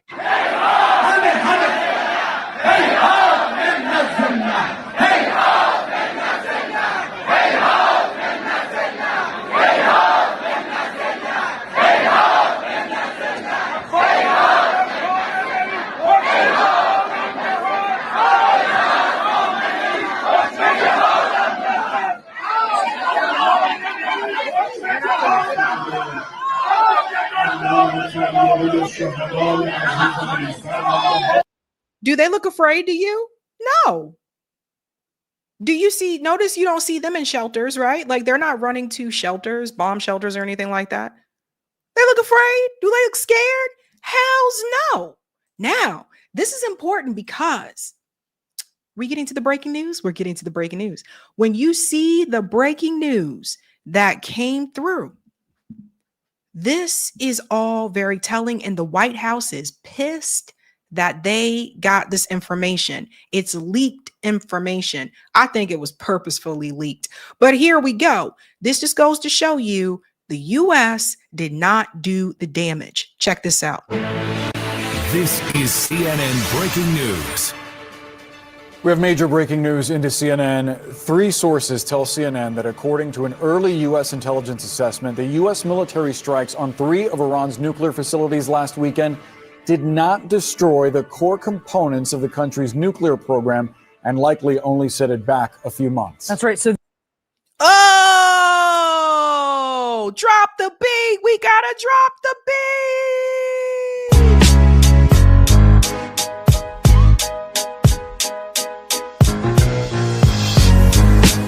Dance with me. Dance with me. Drop the beat. In the street. All right. Oh, yes. And the White House is furious. They are furious about this. Let's continue. this is an assessment that actually is out from the Defense Intelligence Agency. That is the Pentagon's intelligence arm. And it was based on a battle damage assessment conducted by U.S. CENTCOM after the strikes, according to one of the sources. Let's go to CNN national security correspondent Natasha Bertrand, who has this exclusive new reporting. This is to that question that has been asked about how much damage has been done. This is a real question. It's also a political question that has been to something that Donald Trump has been sort of dealing with here recently. What are you learning, Natasha?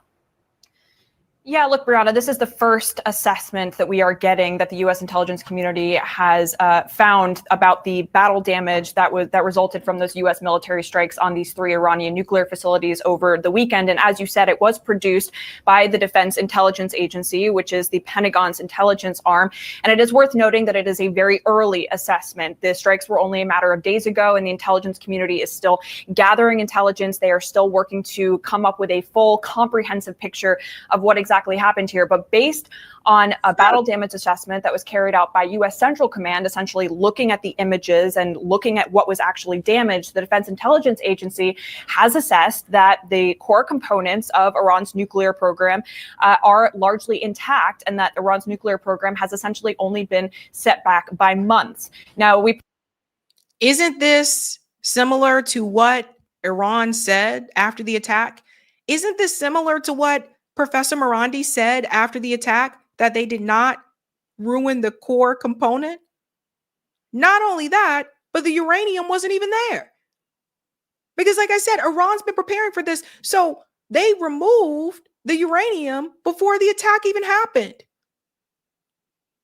It's embarrassing. And you'll see how it's embarrassing when you hear the response from the White House. Presented this information to the White House for comment, and White House Press Secretary Carolyn Leavitt, she did acknowledge the existence of this assessment, but she said in a statement that the administration disagrees with it. She said, quote, "This alleged assessment is flat out wrong and was classified as top secret, but was still leaked to CNN by an anonymous low-level loser in the intelligence community."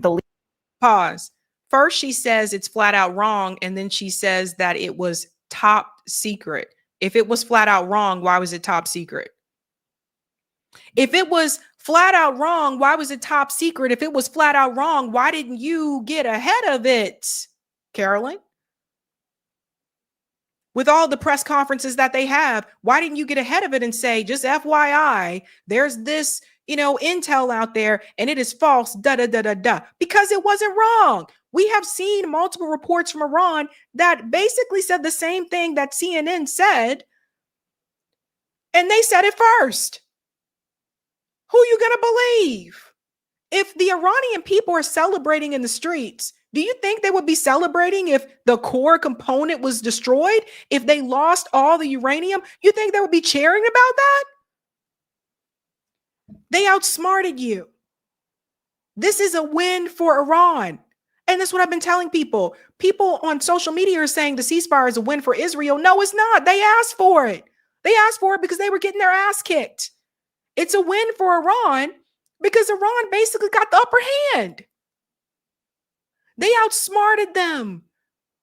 They knew not to have the materials there. Because again, they've been preparing for years. So they knew. Listen to the rest. Leaking of this alleged assessment is a clear attempt to demean President Trump and discredit the brave fighter pilots who conducted a perfectly executed mission to obliterate Iran's nuclear program. Everyone knows what happens when you drop 14 30,000-pound bombs perfectly on their targets, total obliteration. Now, it is worth noting here that there has been dissent. Pause this. This operation was a sham. Miss Mississippi said Trump weakness on full display. Exactly. I'm trying to tell people this operation was BS. It's basically what this was. And people trying to show whether or not they got the upper hand, right? But this was a waste. And people died because of it. There were people that died in Israel because of those strikes. There were people that died in Iran because of those strikes. Again, where are these materials that you claim are there? They're not even there. This is why a lot of times the United States, we look like a fool on the world stage. And this is one of those moments, right? One of those moments. I'd say within the intelligence community, within the defense community, about just how much of an impact these massive bunker buster bombs would actually have on Iran's nuclear facilities. It was far from certain, given that these bombs had never been tested in an actual combat scenario, whether they would actually penetrate those very, very deep underground tunnels that lie underneath these nuclear facilities. And what we are told is that as of now, this Defense Intelligence Agency assessment, it does conclude at this point, again, it is still very early, that those underground facilities, including the centrifuges, including the highly enriched uranium that everyone has been talking so much about, those are largely intact. Now, of course, this does stand at odds with what President Donald Trump and Secretary of Defense Pete Hegseth have been saying in recent days about the impact of these U.S. military strikes. Of course, President Trump said it was totally obliterated, and Secretary Hegseth did as well. And he actually also provided CNN with a statement And he said that, quote, based on everything we have seen, and I've seen it all, our bombing campaign obliterated Iran's ability to create nuclear weapons. Our massive bombs hit exactly the right spot at each target and worked perfectly. The impact of those bombs is buried under a mountain of rubble in Iran. So anyone who says the bombs were not devastating is just trying to undermine the president and the successful mission. Now, yeah, of course. Then they all had their statements written for them. So let's make it very clear, ladies and gentlemen. This was all, I feel like this was a script. This was all scripted. The United States government knew to bomb in a certain way that it wasn't actually going to break the core of that. I think they knew that. I think this was a test. They knew that they did not damage or ruin the core of the nuclear sites. They knew that. They knew that because I knew that. Now, how did I know that? And they didn't know that. There was other forms of media that already reported this before CNN got a hold of it. CNN late as usual. But no, they didn't destroy it. And you're fooling yourselves if you believe that. Again, do you really think the Iranian people will be celebrating out in the streets right now if all that happened? It did not happen. And to make it worse, they said the attacks that happened from the United States only just set them back a couple of months. Iran has been preparing this for years. They knew that this day was going to come. The ceasefire, this information, this whole operation has been a win for Iran because now Israel was saying that they are going to not focus on Iran right now unless they start trying to develop a nuclear weapon again. Again, no evidence, no nothing. Right? Funny how they can have one, but other people aren't supposed to have one, right? This exception for this European settler place. Then on top of that, Israel is now saying they're going to direct their focus back to Gaza.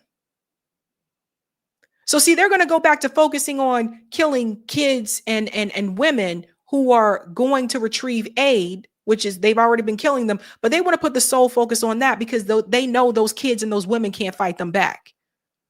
They want to bully someone that's not going to knock them out. They want to bully someone that got their hands tied behind their back. They don't want to fight someone that's going to punch them in the face. Israel is the problem. Israel is fighting Lebanon. They've been bombing Lebanon. They've invaded Syria. They have been obviously striking Iran. They started a genocide in Gaza. And as I said before, those numbers were underreported. It is now being reported that over 400,000 people, 400,000 gone in Gaza. That does not include the people who are still buried under the rubble. Corporate media lied to you as usual. Those of us on independent media have been telling you for the longest time that number was higher than what they told you that it was. And you still even have controlled opposition people. You got Bernie Sanders, who just went on to Joe Rogan, still repeating that lie. 60,000 people. If I saw that report that came out a couple of days ago, he saw that report. They're trying to, in so many ways, make it seem like Israel did not kill as many people as they did. Because if all the politicians have to turn around and say, yes, Israel committed a genocide, well, then the American people are going to be like, why are you giving money to Israel?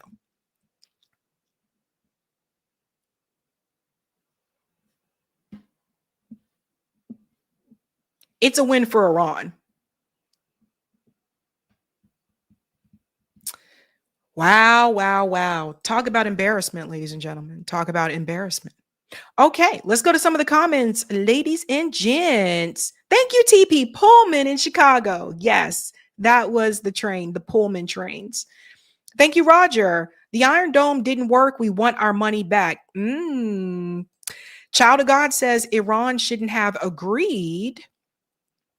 And some people are saying that too. Yeah, I don't think Iran trusts Israel. But we'll see. Don't forget to answer that poll. Kate says 300,000 Palestinians are missing. It's over 400,000 now. Gone. Thank you, Marlon. I think Trump really is mad that Satan Yahoo won't stick to the script and let everyone play hero ball. Angie says Trump canceled the intelligence meeting. And thank you, Marion. Iran is quoting the late, great Bernie Mac. I ain't scared of you, fuckers. Oh, yeah, I ain't scared of you. He sure is, huh? Interesting. Okay. Quick announcement, then we'll get to our next story. Those polls are closing at 9 p.m. 9 p.m. All right, ladies and gentlemen, just a reminder, we are doing a documentary over here. We are raising money for the producer, the gentleman who's editing the documentary. The documentary is called Remove. I've shared the fundraiser on the show before. This is where I've been spending most of my time, documentary footage. It says, I'm making a documentary titled Remove about gentrification in Boston. Eric and Corey have gathered great footage so far. We are now working with a professional editor and he's doing a great job, but we need help with funds. If you can, please help donate. So this goes to the producer, the gentleman who's editing. We had to increase the goal to 10,000 because he is working a lot of hours. If you can donate, I would really appreciate that. And for those who do donate, I give you the shout out on Twitter. And it's up to you if you want to share your name. Some people choose to put anonymous. So then I would just say anonymous. Thank you for this amount on Twitter. Totally up to you, but really do appreciate that. If you can help me, let's go ahead and go to the third part of Type VNC. And then we'll get to the next story, ladies and gentlemen. Now it's time to laugh. Now it is time to laugh. Again, the theme is the jig is up. And Amanda Seales is one of those people that just really doesn't put up with the BS. Amanda Seales, she's an actress, she's an activist, and she was one of the entertainers, celebrities that was very vocal about everything that Kamala Harris represented, right? So Amanda Seales is not a Trump supporter, wasn't a Kamala supporter, but she definitely exposed some things to people that this is someone that she did know at one point who was not going to be the best answer to us foreign policy wise, and also on some of the domestic issues as well. Well, now Amanda is facing more criticism after she pushed back against Kamala supporters on her recent Instagram live. Let's go ahead and get into that. Amanda Seales trashes Kamala Harris again, but here's why folks are responding differently this time. We'll show you that video. So that's Amanda Seales there. And there's Kamala Harris. Again, Amanda has said that she knew Kamala before Kamala was vice president, etc. So here it goes. You know what they say, a broken clock is right twice a day. That's how a lot of folks are feeling about Amanda Seales' latest tirade against the former vice president, Kamala Harris, on Instagram Live. In the face of, let's jump ahead here. Some users agreed with Seales and said that there's more that Seales should be discussing. The problem that people have lays in the time and place. Don't negate the fight while we have no other weapons, baby. Give us options instead of just telling us we were wrong. Well, that is one of the things that Amanda Seales does do. Like, she's an activist. She tells people to organize and build within their communities. But the pushback came because Amanda Seales basically answered some of the Kamala supporters and said, yes, Kamala still would have had us in a war with Iran. And I think, we do need to talk about this. I'm hearing this from people as well. They're like, would we have been here with Iran if Kamala was in office? Yes. In fact, there are multiple signs that showed you that prior to the election. Kamala Harris doesn't feel any differently about Iran than Donald Trump does. Both parties feel as though Iran is an enemy. Both parties do, right? And again, that has to do with U.S. interests with resources in the Middle East. There's a lot of oil that Iran has, and the U.S., I would say most of our politicians support Israel's idea of a greater Israel and having Iran moved out of the way because they want the resources. And they feel as though Iran, and wait for it, because eventually Saudi Arabia, you part of this plan too. Saudi Arabia, you are also a part of this plan. Because on that greater Israel project map, part of Saudi Arabia is taken out too. So you guys sitting back acting all bougie, but they looking at you some kind of way as well. They want that entire region and they want the resources. And the US government wants them to have that entire region and the resources because they will not have to worry about, well, we don't have to negotiate with Iran anymore. We'll just have all the access because Israel has taken over that entire region. Now, the whole claim that it's biblical, we went through that on this show before, that is false. But that is what's used. Israel is basically a military state in the Middle East, and it is there to serve the interests of protecting those resources for the West. That's really what Israel is, and it's done under the disguise of religion. Now, it goes on to say here, this is another responder. I think Harris would have tried to get back to the Iran nuclear deal first. Almost 10 years ago, then President Barack Obama struck an historic deal with Iran called the Joint Comprehensive Plan of Action. In it, Iran agreed to dismantle their nuclear program. 2 years after the nuclear deal went into effect, Trump withdrew from it during his first term. Right. But none of that has anything to do with Israel choosing to attack Iran. That was going to happen. That was going to happen because they blame Iran for the Houthis. They blame Iran for Hamas, even though Israel, Benjamin Netanyahu funded Hamas, which is often not brought up. So let's see what Amanda said that apparently pissed people off so much. Okay, so these are the people I'm going to block. Anyone in here who's speaking definitively, like, we know Kamala wouldn't have bombed Iran. I don't even understand how you can make such a statement. I don't understand how what is it about this woman that she has shown you that makes you think that she is like some peaceful, like, namaste, like, auntie? What is it about her? She's taking photos with cops, calling herself a top cop. She's married to a Zionist. She has, when she ran on her campaign, she said, I'm going to be just like Joe Biden. She literally in her DNC speech said that she will make sure America remains the most lethal military. And for whatever reason, Kamala supporters want to pretend like they didn't hear any of this come out of Kamala Harris's mouth. And it's just this, again, it goes to the cult of personality. And I've said it before, these parties, a lot of times they do feel cult-like. It's like you have to support the person that the party put forward. But what if you don't agree with that person? What if you don't agree and you think that their policies are weak? What if you want someone else who has better policies? Then you're kind of looked at as a traitor if you don't go along with them anyway. And this is the problem with political parties. The problem with political parties is that at the end of the day, it's not about what the individual wants. It's not about what the candidate wants. It's about what's good for the party. That's the problem. So there are a number of people that said, well, Kamala Harris, the person that I know, would have done this, this, and this. Yeah, ain't nobody got time for that.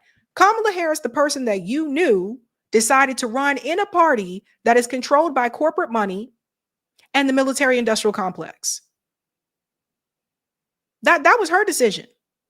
And she was brought into that Clinton circle early on. That's how she got that Senate seat. She was one of the ones that was handpicked.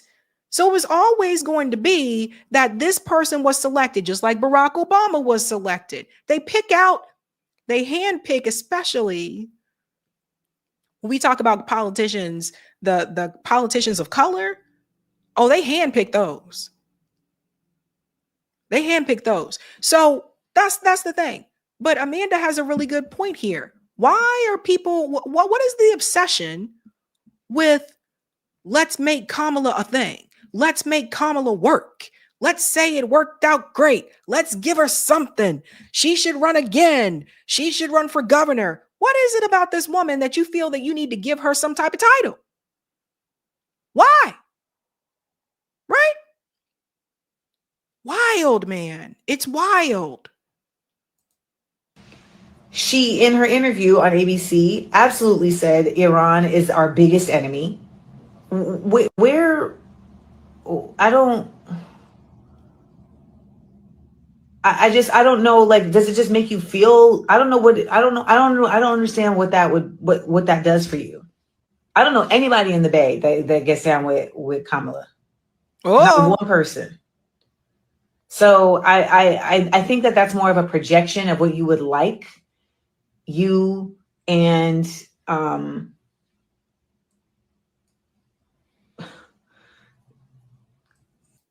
yeah, right. So Amanda, she was one that took a lot of hits because she does know who Kamala Harris is. Like, she knows her. It's not like me, right? Like, she actually knows her. And as Amanda became more critical of what the Democratic Party was doing, all of a sudden it seemed like to me the invite stopped. Like, all of a sudden, oh, let's not bring her to this thing. Let's not invite her, because you got to play the game. And if you're not willing to play that game, they'll make sure that your name is never on that list, honey.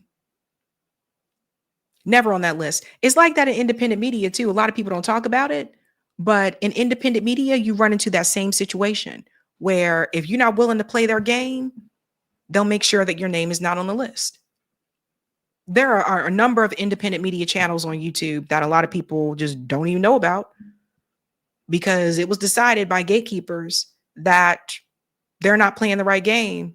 So they want to make sure that nobody knows they exist.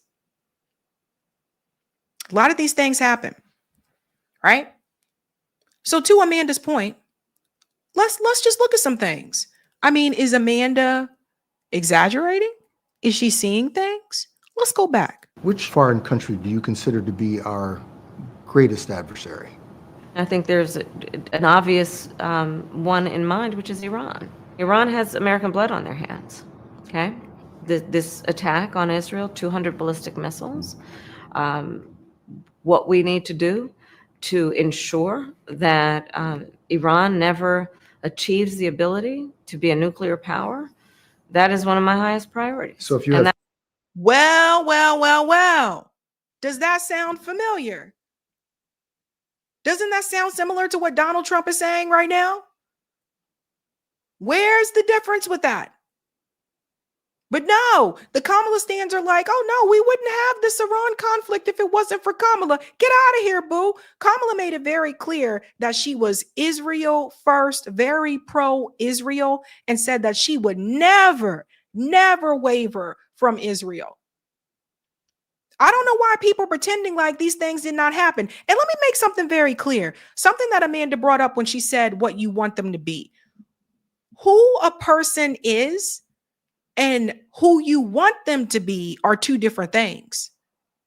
Because you can look at someone and you may like them and say, oh, I see the potential, but you know all the pieces ain't there. You know, some of you know what I'm talking about. Some of you have done this with dating. You've done this in some of your dating relationships. You know, some of you girls, you looked at the guy and you knew all the pieces weren't there, but you're like, oh, but I can make him like this.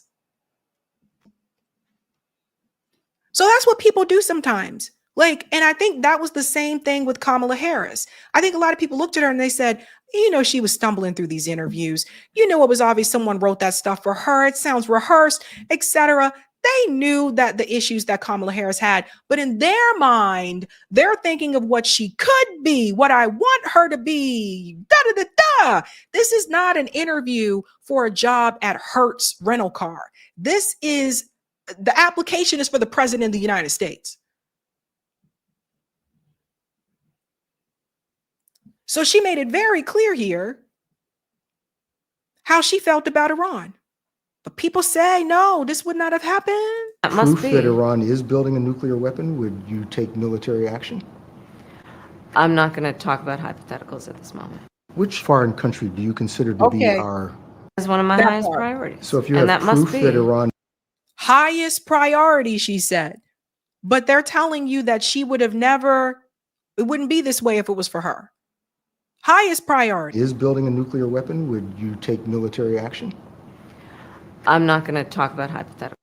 Of course, she's not going to talk about it because the answer would have been yes. They're all neocons. They're warmongers.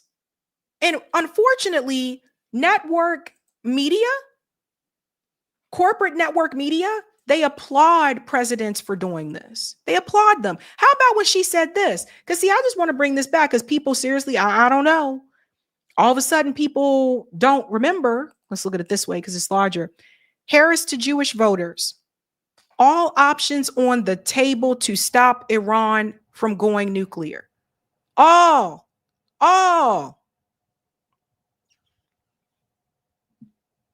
You see this? Who was she talking to? That was October 12th, 2024. But according to Kamala Stans, none of this would happen. Now, Trump did withdraw from the Iran nuclear deal, and that should not have happened. That was not good, right? And part of me feels like that was on purpose to escalate things in the first damn place. But that shouldn't have happened. So she probably wouldn't have done that. But if Israel struck Iran, she would have backed sending weapons to Israel. She damn sure wasn't going to back Iran. And just another way to show you, again, people are like, oh, you guys didn't give her a chance. Do I need to remind you the things that she said? This woman cared more about Israel than she did. Oh, and for people who were like the black community who said, oh, she's black. You black people, you got to support her. She cared more about Israel than she did the black community. Look how passionate she was about Israel. And let me be clear. I will always stand up for Israel's right to defend itself. And I will always ensure Israel has the ability to defend itself. See, did you ever see that type of passion from Kamala Harris when people were talking about the black community? We were like, what are you going to do for the black community? Here are the needs of the black community. Did you ever see that type of passion? No, you saw her squirm in her seat because she was uncomfortable when you brought that up. I wonder why. Because the people of Israel must never again face the horror that a terrorist organization called Hamas caused on October 7, including unspeakable sexual violence and the massacre of young people at a music festival. Just a reminder how she continued to repeat the lie about sexual violence on October 7th, which had been debunked multiple times. It was even debunked by corporate media later on. But she continued to repeat that. Why? But no, she would have not supported Israel. She would have not supported Israel when she told us that her support was unwavering. President Biden has tried unsuccessfully to end the war between Israel and Hamas in Gaza. He's been doing it for months and months, along with you. Would you do anything differently? For example, would you withhold some U.S. weapons shipments to Israel? That's what a lot of people on the progressive left want you to do. Let me be very clear. I'm unequivocal and unwavering in my commitment to Israel's defense and its ability to defend itself. And that's not going to change. But let's take a step back. October 7, 1,200 people were massacred. Many young people who were simply attending a music festival. Women were horribly raped. There she was again, repeating that lie. And for some reason, people continue to trust and think that this woman, oh no, she wouldn't have backed Israel if this would have happened. She told you and showed you exactly who she was, but you wanted to see something different. Again, it's like the guy that you chose to date who kept showing you that he really did not want a commitment with you, and he was continuously cheating on you and made it very clear that you knew it. But in your mind, you're imagining what he could be. So we have to be real with each other here, folks. And the reality tells you that sometimes you really have to take a step back and stop trying to focus on what you want someone to be and focus on who they actually are. This woman lied multiple times. Don't forget, it was revealed this year that they lied about working tirelessly for a ceasefire as well. They never even asked Israel to stop the bombs. But people want you to believe, oh, she wouldn't let Netanyahu do this. Cult of personality. As I said then, I say today, Israel has a right to defend itself. We would. And how it does so matters. Far too many innocent Palestinians have been killed. And we have got to get a deal done. We were in Doha. We have to get a deal done. This war must end. In the meantime, and we must get a deal that is about getting the hostages out. I've met with the families of the American hostages. Let's get the hostages out. Let's get the ceasefire done. but no change in policy in terms of arms and so forth. No. So again, what did I tell you guys? Okay. What did I tell you guys? Okay. So let's go back a little bit here. Again, we got to get the deal done, she said, but knowing damn well that they all lied to you when they said working tirelessly for a ceasefire. The Biden administration never asked Israel to stop the bombs. But this is who people trust. No change in policy in terms of arms and so forth. No, we have to get a deal done. Dana, we have to get a deal done. When you look at the significance of this to the families, to the people who are living in that region, a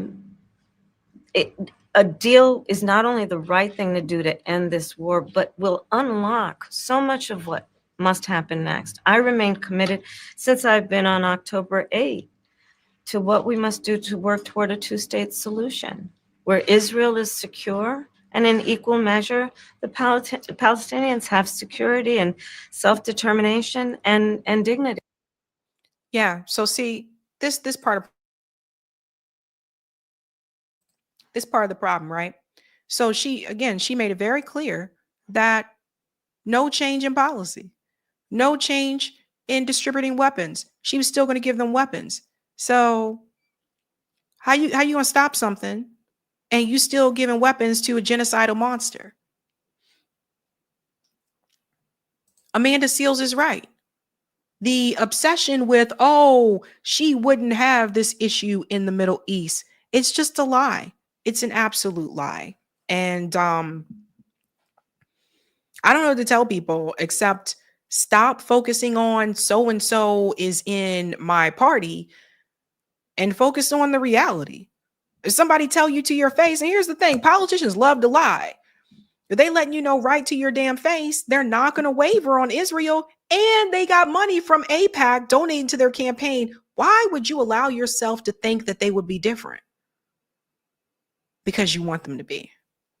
So shout out to Amanda Seals for that, because she was keeping it real.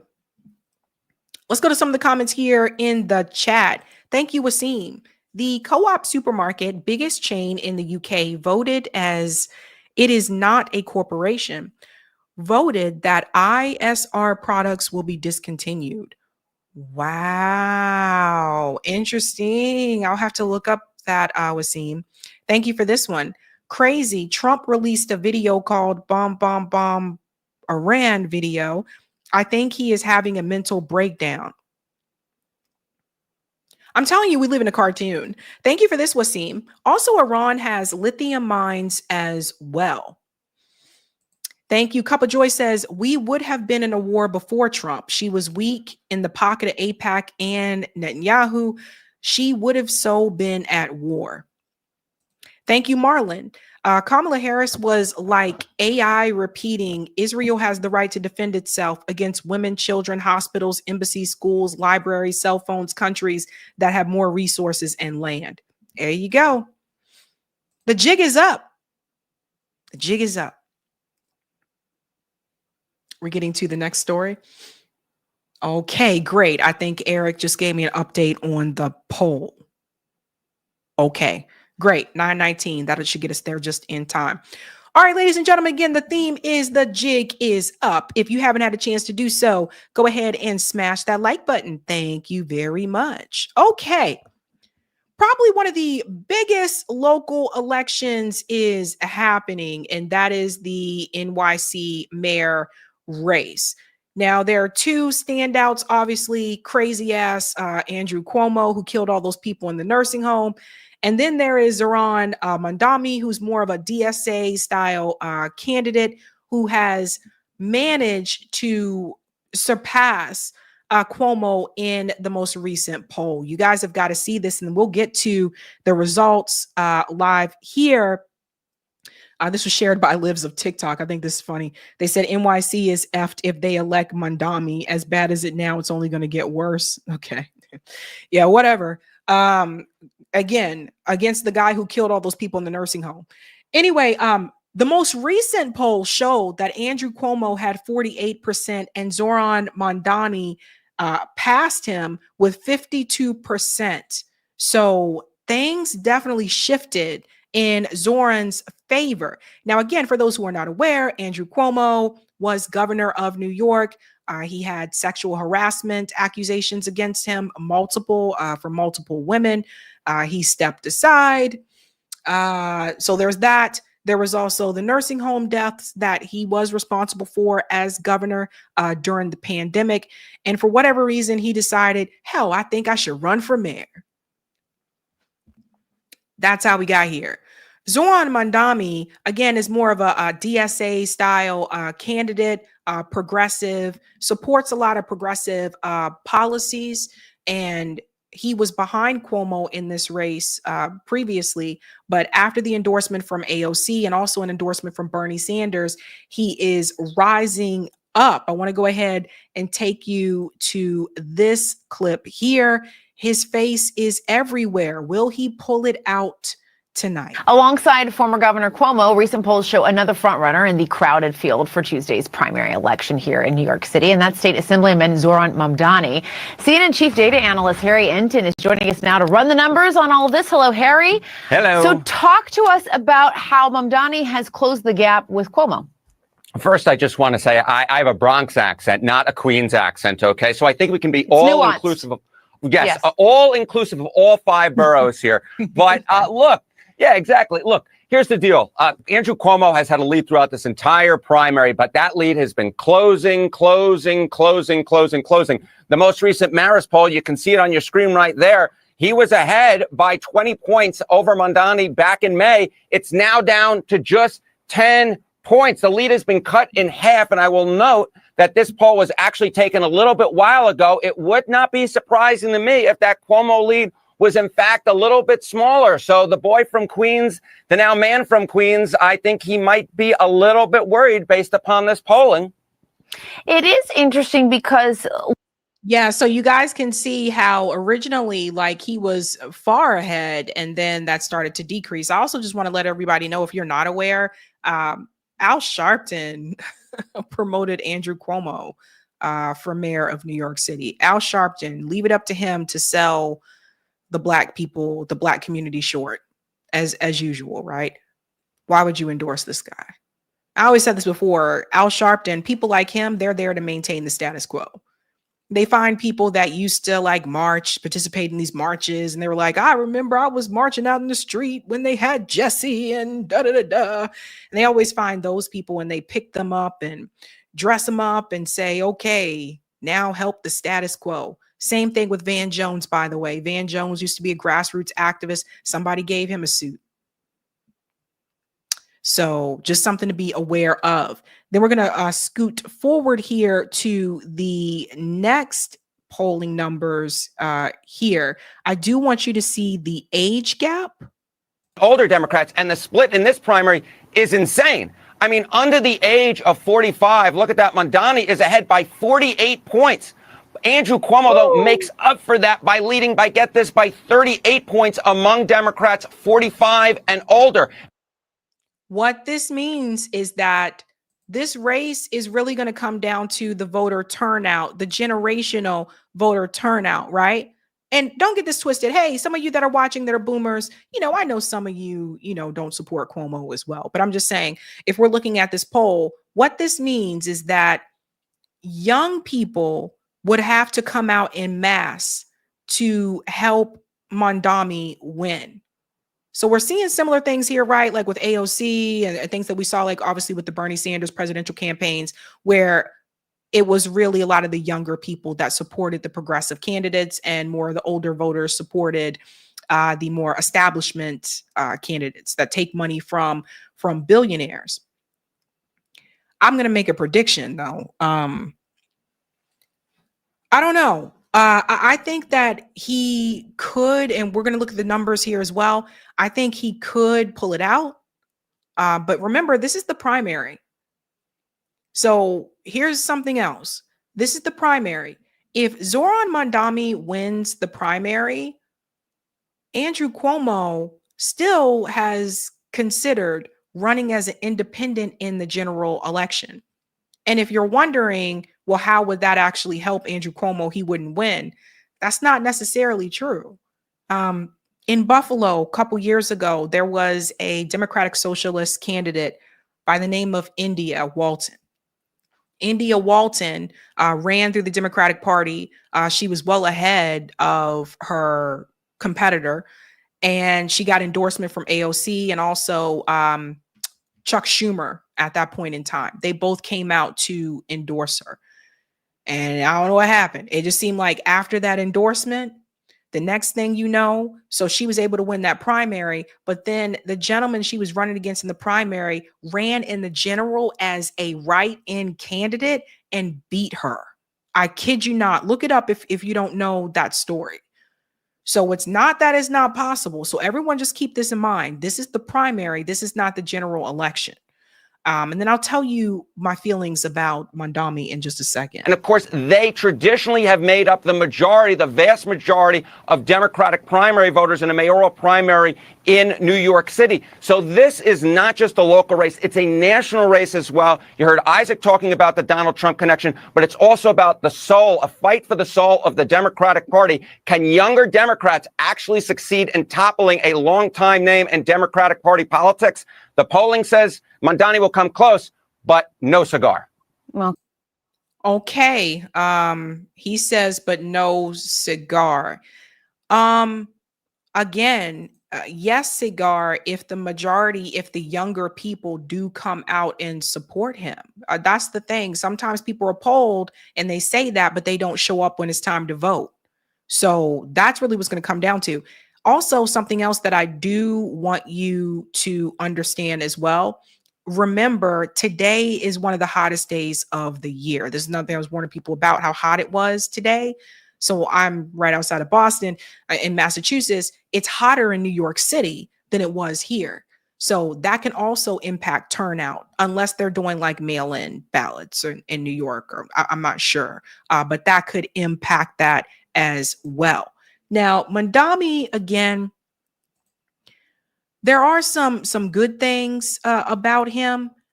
The thing I worry about with him is I feel like he's going to turn out like AOC. Like, I feel like he's going to be one of those people that is going to bend the line to go along with Democrat establishment to maintain like his place.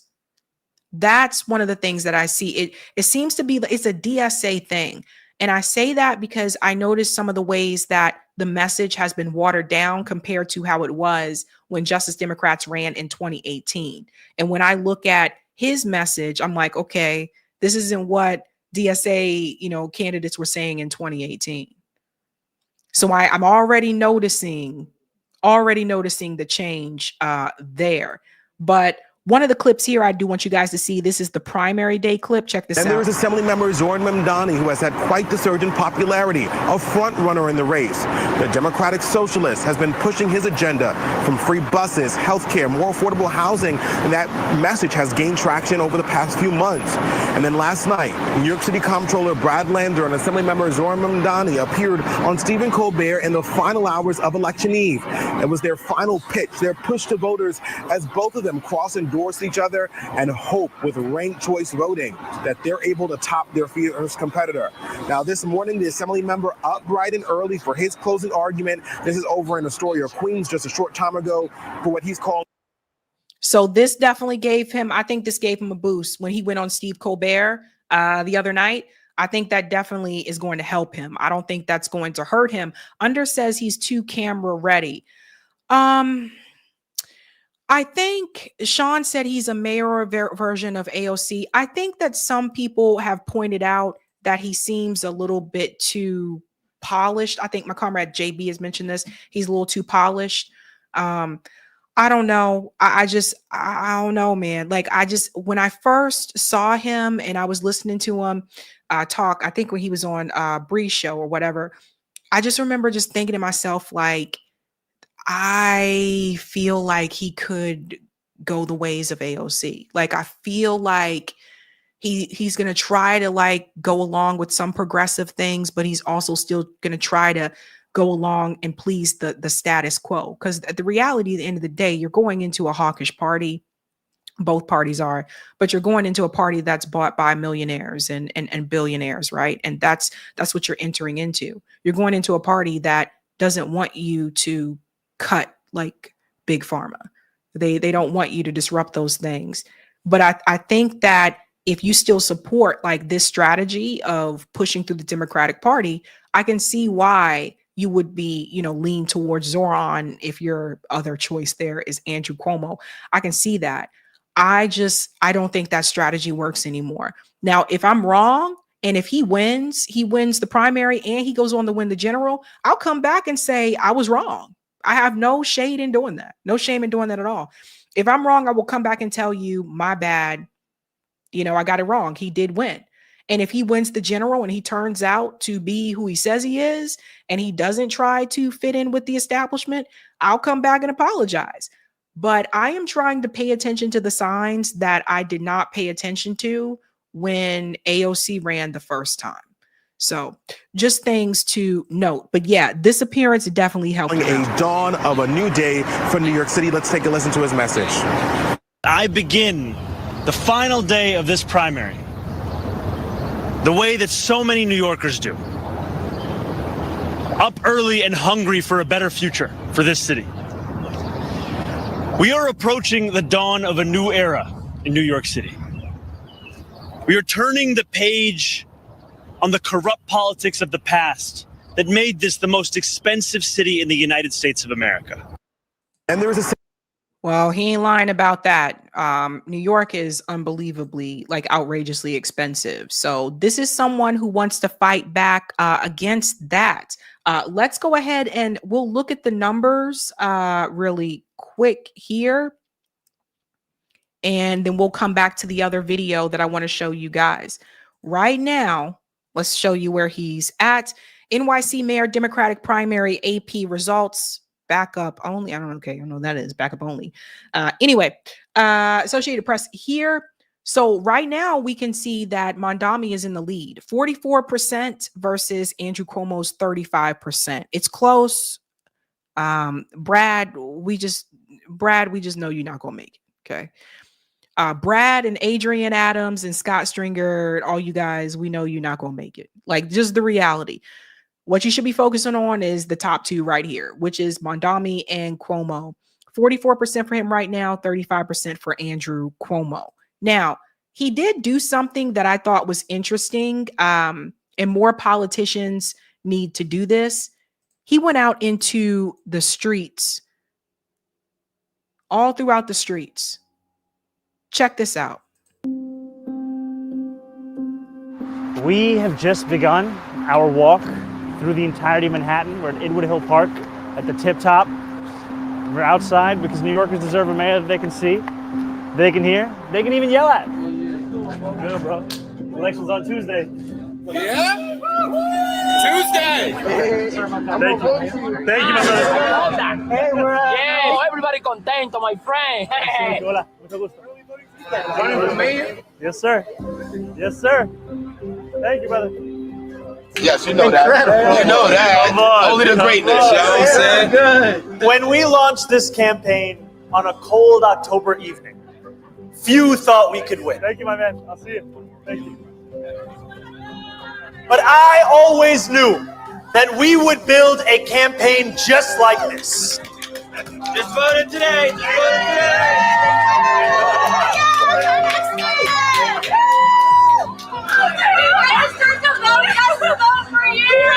Over 1 million doors knocked, more than 40,000 volunteers.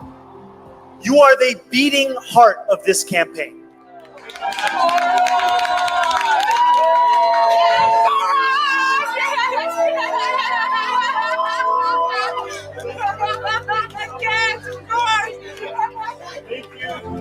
Oh my God, I just voted for him. You gotta win. You gotta win. Thank you so much. You got this. I appreciate it. You have climbed 6-floor walk-ups and braved the pouring rain to canvass our city. Wait, we both have canvas for you. Can't wait to have you here. You have shared our message with the very New Yorkers you've lived alongside for years, but never had the chance to meet. And make no mistake, this campaign is reaching every corner of the city.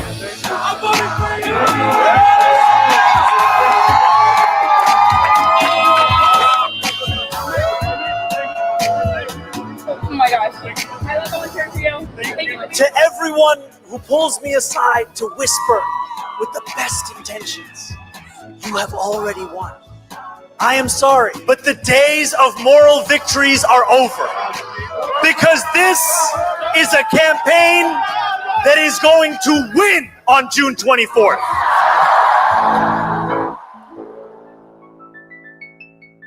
And it's thanks to each and every one of you. All right, where are we headed? Yeah, and I'll say this. Who said it? Under said, gotta give him credit. He's doing his damn thing. I agree. I mean, he did look, especially running against Andrew Cuomo. You know, you guys know how this would go. That's someone who has name recognition. He's also wealthy. He has a lot of money. Like, he has the resources to succeed. But I think honestly, like the Israel thing, I think that's pulling a lot more people out. Now we'll get to his position on Israel in just a second. Cynthia Nixon, who also she ran against Andrew Cuomo, I believe, in the past. This was her on her way to vote for him again. Remember how hot it was. It is election day. I'm on my way to vote. I don't know that I have ever been more excited to vote for anyone than I am to vote for Zohran Mamdani. I've got my button. I've got my Don't Rank Cuomo t-shirt, but I have them hidden because I'm going to a polling site.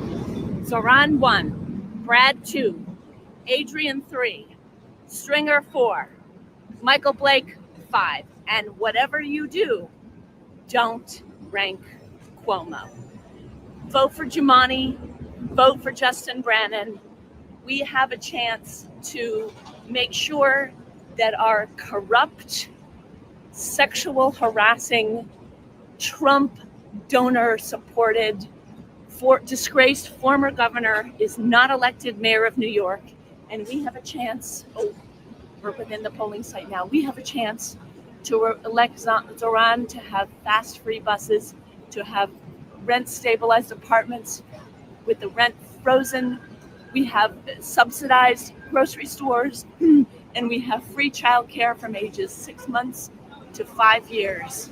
We have a guy who will stand up to Trump, and we will have a guy who creates a city for all of us. Make sure you vote today and don't rank Cuomo. So that was Cynthia Nixon there. And I got to tell you guys, like, I lived in New York many years ago. New York is just one of those cities where the money ain't right, honey. The money ain't right. The money is kind of funny. It's like, it seems like, you know, you can have 2-3 jobs in New York City and you're still like struggling. I didn't know one person that lived in New York when I lived there that didn't have more than one job. Not one. So think about that for a second. What was also weird, this is interesting too, even Cuomo's paid canvassers are voting for him. So this guy right here, he's a Andrew Cuomo canvasser. But look what?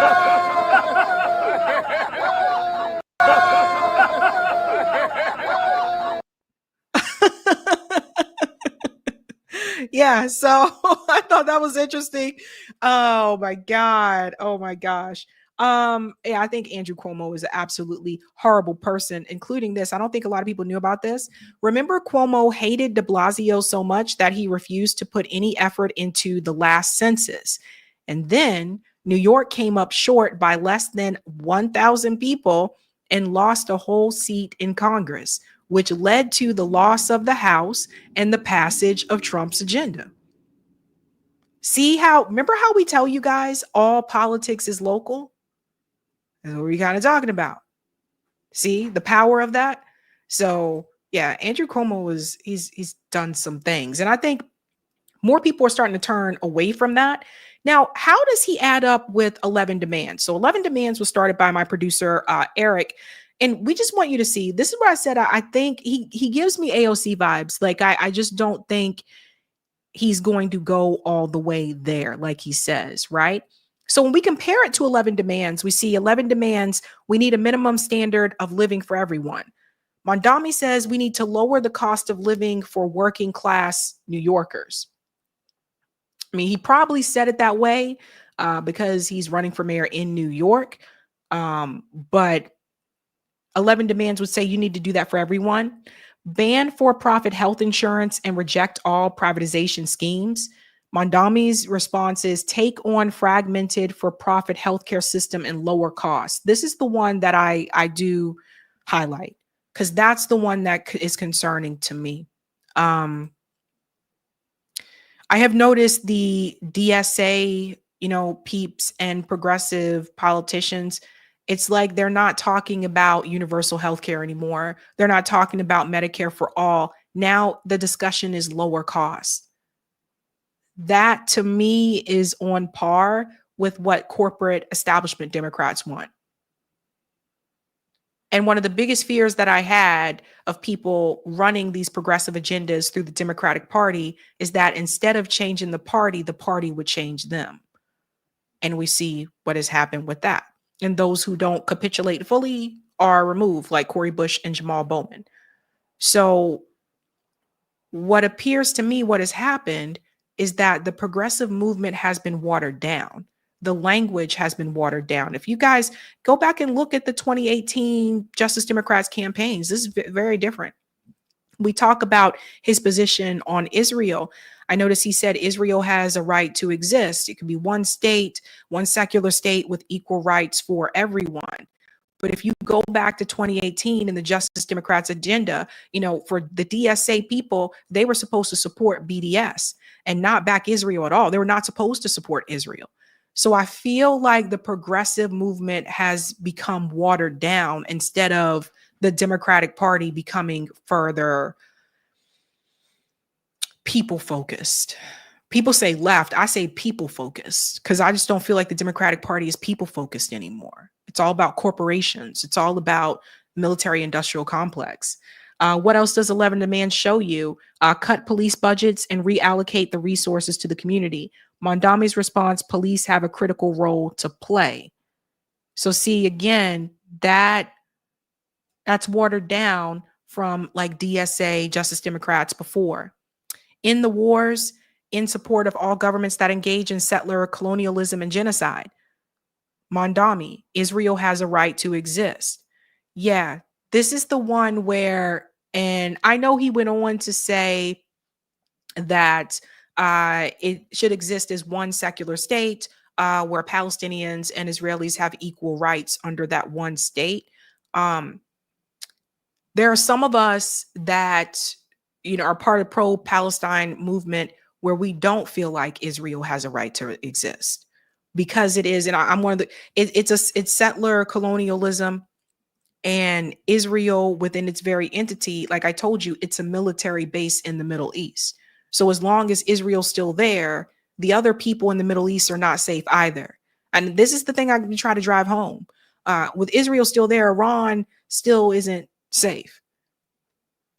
So it's just, this is different compared to 2018. and where they should be on this issue. So that is something that I noticed as well. Yeah, he supports, Irene, he supports one state, secular state with equal rights under that. But he also says Israel has a right to exist. And then on Steve Colbert's show, one of the things I noticed is that he brought up the attacks on October 7th, and he's not bringing up the occupation and the oppression of the Palestinian people and how you get a Hamas. And that to me sounds very politician-y. It's almost like someone wrote that for him, you know? 11 demands focus on corruption and fix big money in politics and government. So according to Eric, he says no results found. And one of the things, you know, that Eric really focuses on a lot is corruption, right? Do they call out corruption? Do they want to fix big money in politics? There are many more examples that can be cited, but the problem goes even deeper than weak sauce campaign talking points. If Zoran Mondami's platform was perfectly aligned with 11 demands, he would never follow through because he is a member of the duopoly party that does not operate in our interests. So this is an interesting point that Eric brings up here. We can check the numbers again, see how this is going. 44% to 36%. He is gaining. Cuomo is slowly gaining. Oh, wait a minute. I'm sorry. I had to revise that again. Okay, there we go. And let's go to this part here. I didn't know about this. We'll get to the ranked choice voting in just a second. Of course, the inevitable response to this is, yeah, but then the terrible candidate will win. And this is the game they always play. Push people to put all their time and energy into blocking a monster like Andrew Cuomo, only to end up with another fake progressive Democrat, another AOC. It's basically just another version of Trump versus Kamala. Even the New York City version of ranked choice voting is fake, in that they only allow it for party primaries and not on the final election day. That is something I think New York needs to change that. It's like you have it for the primary, but you don't have it for the general election. That doesn't make any sense to me. It's almost like you're giving people this idea of they have a choice, but not really. I don't know. Party primaries should not even be utilizing the public voting system. It's not that complicated. There should be a single voting day with a single ranked choice ballot, but the system is rigged to favor the billionaire-owned corporate uniparty. It's time for the kind of political militancy that says, no, we're not falling for the con game anymore. Whether it's Zoran, AOC, Rand Paul, or Thomas Massie, our position is simple. Exit the uniparty, or our answer is a hard no. And then he goes into the 11 demands. Yeah, it's just like, for those of you who are newer to my channel, like as someone who went through like that whole like Justice Democrats movement and Bernie Sanders, like progressive movement and everything, going all the way back, you know, I, for one, I'm just suspicious of people who say they're going to take on this in the Democratic Party. It's very suspicious for me, because we all know the party is owned and controlled. Now, mayor can be a little bit different, but I can tell you even now here, again, when Mayor Michelle Wu of Boston ran for office, she sounded kind of progressive too. And the moment that she won, she didn't do most of those things that she said she was going to do. And she ended up working for developers and big money interests, even though she didn't run that way. And that's the thing about the parties. So what I am fearful of is that, number one, I will say this. If he wins the general, not the primary, but if he wins the general, that will be a win for people who still support this strategy. They'll say, see, look, we can win, right? So that's one thing. The other thing that is a possibility is that he wins the primary, but he doesn't win in the general election. Then it's like another step back for progressives who still support that strategy. It's like, oh, here we go again. Or like he wins the whole thing, but he ends up selling out with the establishment. It's something about him that there's things I see that I did not pay attention to when AOC was running, and I should have paid attention to it. And I just bought into she's going to go in and kick down the door and they're going to take over the Democratic Party. And she talked a really good game. I mean, it convinced me, definitely convinced me. And I feel like he talking a good game too. I feel like he a little, like JB said, he a little too polished. And I don't know. I don't know, man. I worry. Now, if I'm wrong, I'll come back and I'll say, my bad, I was wrong. My bad. And I'll take that L because I'm woman enough to do that. But I don't think I'm going to be wrong. I think we got to start trusting like our gut feelings, right? And I'm just going to take one more look here at the poll. I know they count these things slow. I know that. Let's go ahead and bring it in here.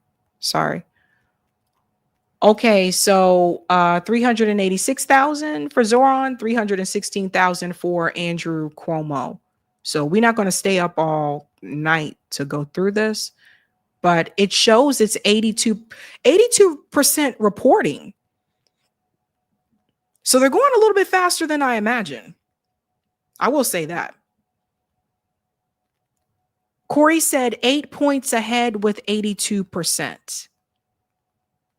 That's actually pretty good. He might win this primary, you guys.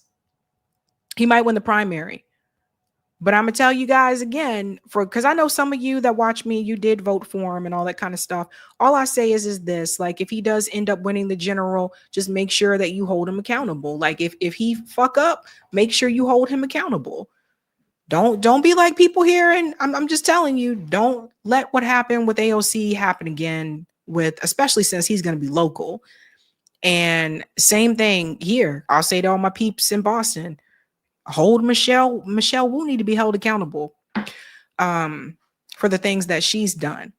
So that type of thing. Now, again, we'll just refresh it. But that's actually pretty good considering it's 82% reporting and he's ahead by 8 points. That is pretty decent. But again, FYI, Andrew Cuomo, God, he's such an asshole. I'm sorry. I've been cussing a lot tonight. I'm so sorry, you guys. Andrew Cuomo is an asshole. He really, like, Jesus Christ. I don't know. So, and people were asking me, they said, did anyone run third party or independent? I didn't think so. I might even look at the Republican one because, I mean, that's the Republican primary. Jermaine Williams and against Jennifer. I mean, that's a blowout. So 85% reporting. So, sorry, that's NYC Public Advocate, which is a blowout. My bad. Republican says Curtis Sliwa, 0%. I don't know. You guys know New York City isn't going to vote Republican anyway. So let's go ahead and do another refresh here. 84%. Yeah, I don't know, you guys. Zoran is steadily climbing. 397. Andrew Cuomo, 326,000.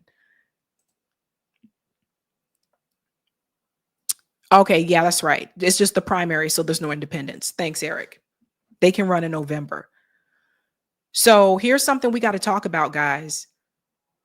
What happens if Andrew Cuomo runs as independent, which he said is an option for him, right? He's such a jerk. Like he really is. Like I got to tell you, when we talk about people that are very arrogant, he's such an arrogant jerk.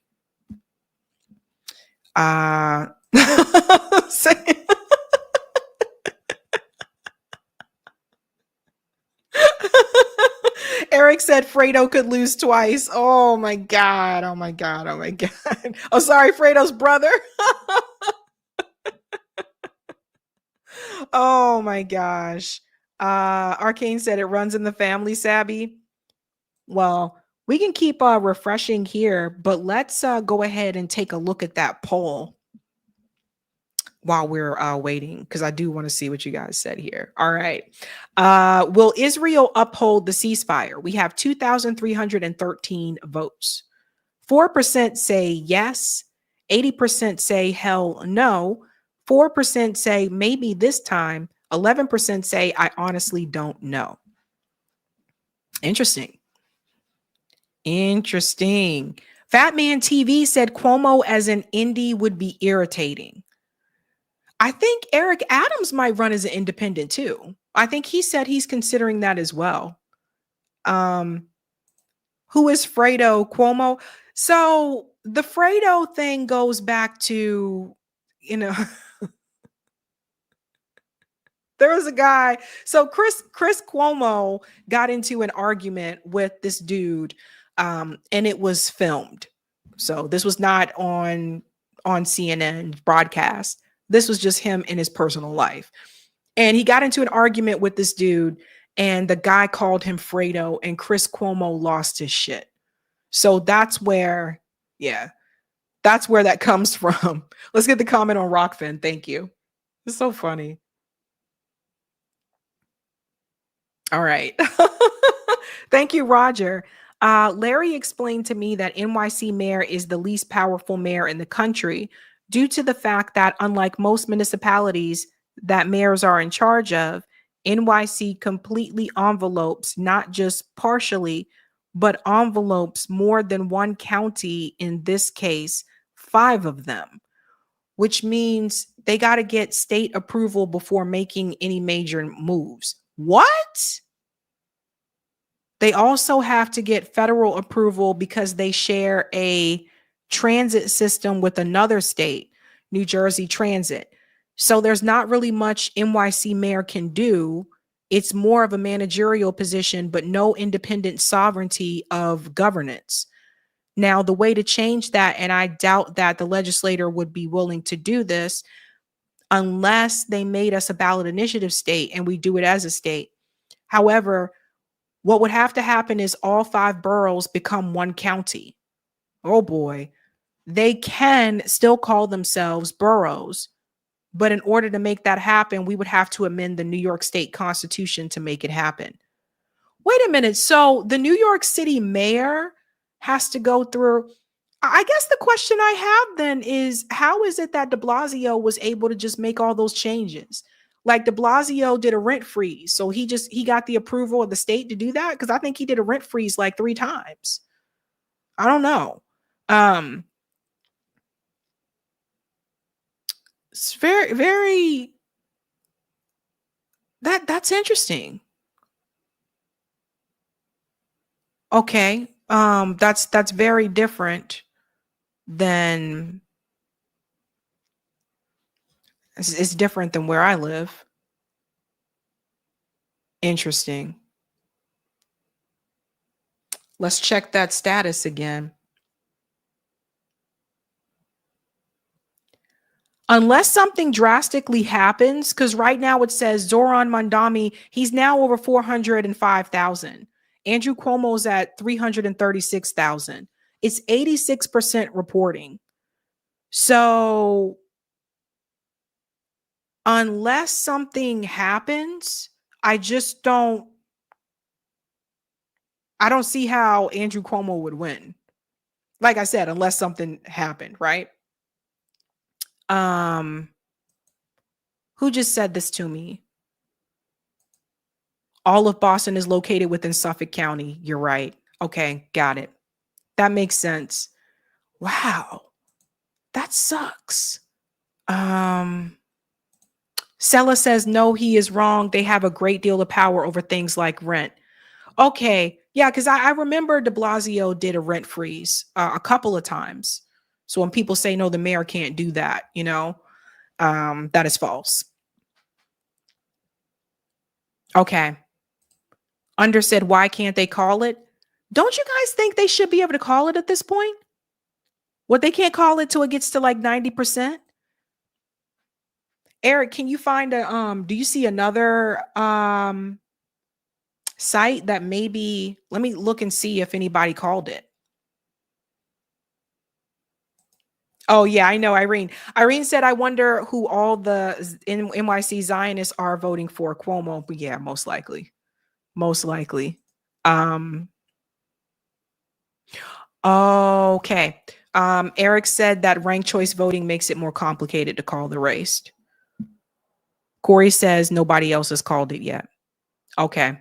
Forgot about that part. The ranked choice voting. They don't count the ranked choice votes until next week. What?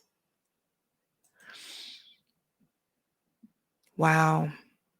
And Brian said mayor of NYC is damn important for those of us really hurting financially. Yeah. Yeah. Like I said, guys, if I'm wrong, I'll come back and say I was wrong. But I just don't want people to get their hopes up again and just to be let down. That's my thing. AWS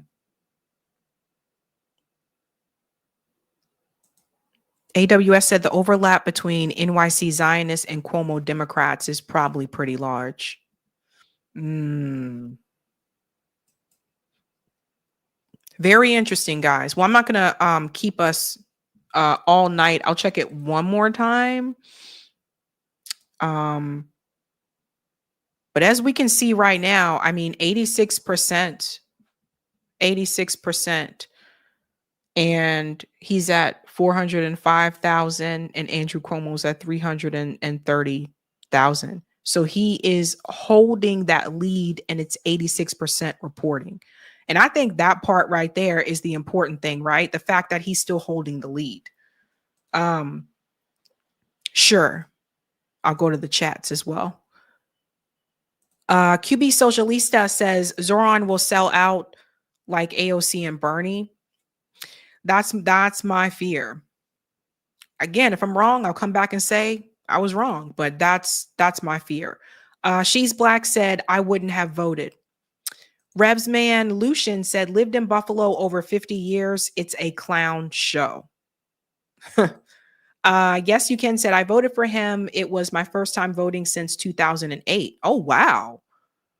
Yeah, so after Obama, you were done, huh? I get it. Arcane said I left the DSA because of this.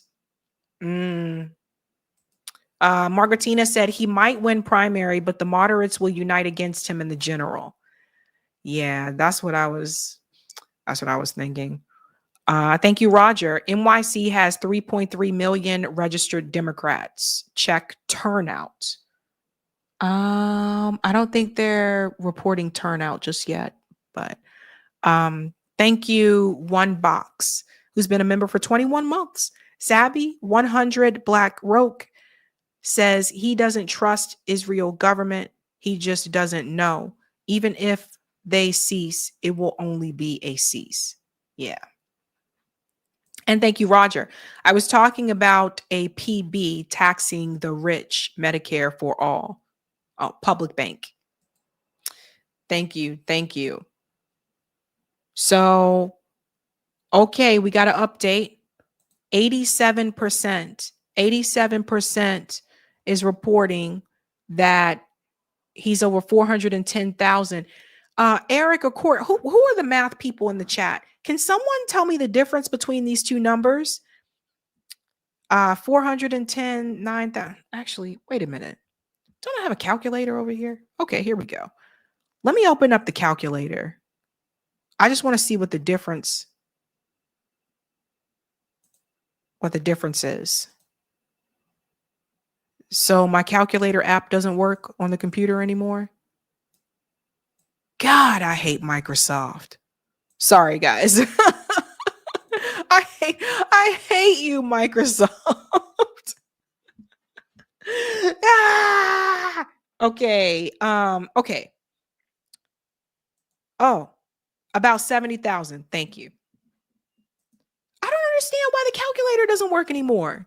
Like I literally opened the calculator and it just like disappeared. And then all of a sudden this Microsoft thing appeared. So I don't know what's happening there.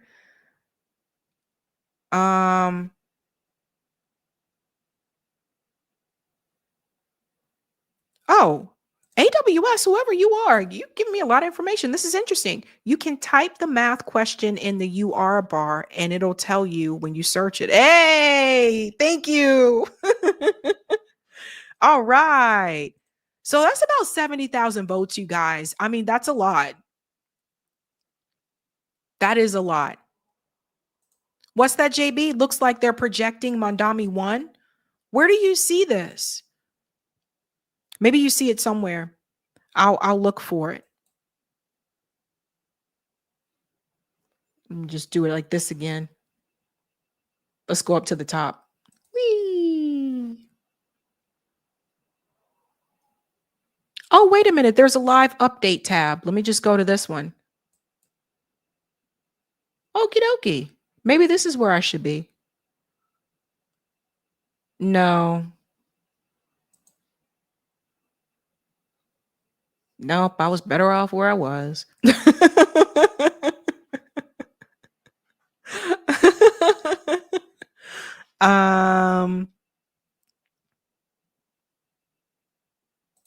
Mentoring said, I voted for Zoran because I hate Andrew Cuomo with a passion. He's a dim version of Trump. No, listen, let me tell you guys something. Andrew Cuomo also got Trump donors. I don't know if everybody knows that, but he did get Trump donors. Crazy, right? Crazy times. Sabs, I just sent you the link that Jen Perlman shared. He's the projected winner. Oh, okay. So I will just check my Twitter really quick because I think you sent that to my Twitter DM. All right. Now remember, guys, Andrew Cuomo still may run in the general as an independent. Hold on, let me see. I'm just going to pull this up really quick from JB. Hey, got it.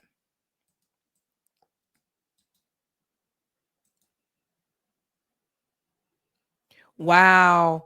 This is kind of a FU to APAC. Hold on, let me put this up here. Now, I know this is just, again, guys, we got to remember, this is the primary. This isn't the general, but this is kind of a FU to APAC. Holy shit. This is a knockout blow to the Israel lobby and the dawn of a new era. Congrats, Zoran, and free Palestine. Okay, so apparently they do have him as the projected winner. Holy crap, guys. Wow. Wow. Interesting. Wouldn't it be great, like, if Andrew Cuomo does not run in the general election? Maybe he won't. Maybe after this, Andrew Cuomo will be embarrassed, right? And maybe he won't run. And then I think Zoran would basically be up against Eric Adams. But honestly, I have to ask you, New Yorkers, but I have a feeling Eric Adams has no chance of winning again after everything that's happened. I just, you know, he has an investigation. He has all this stuff. Like, I'm just saying. You want me to drop the beat? FM said the con begins. Should I drop the beat? Jexter said no beating. I don't know. People want. AP is real quiet. I don't know. Sometimes Associated Press, I wonder if they're just a little bit behind other pollsters. I'm scared to drop the beat because what if this doesn't happen? Notori said, I just hope he don't turn out to be an AOC. Yeah, I know, dude. I feel you. I don't trust it, but it's not Andrew Cuomo, you know?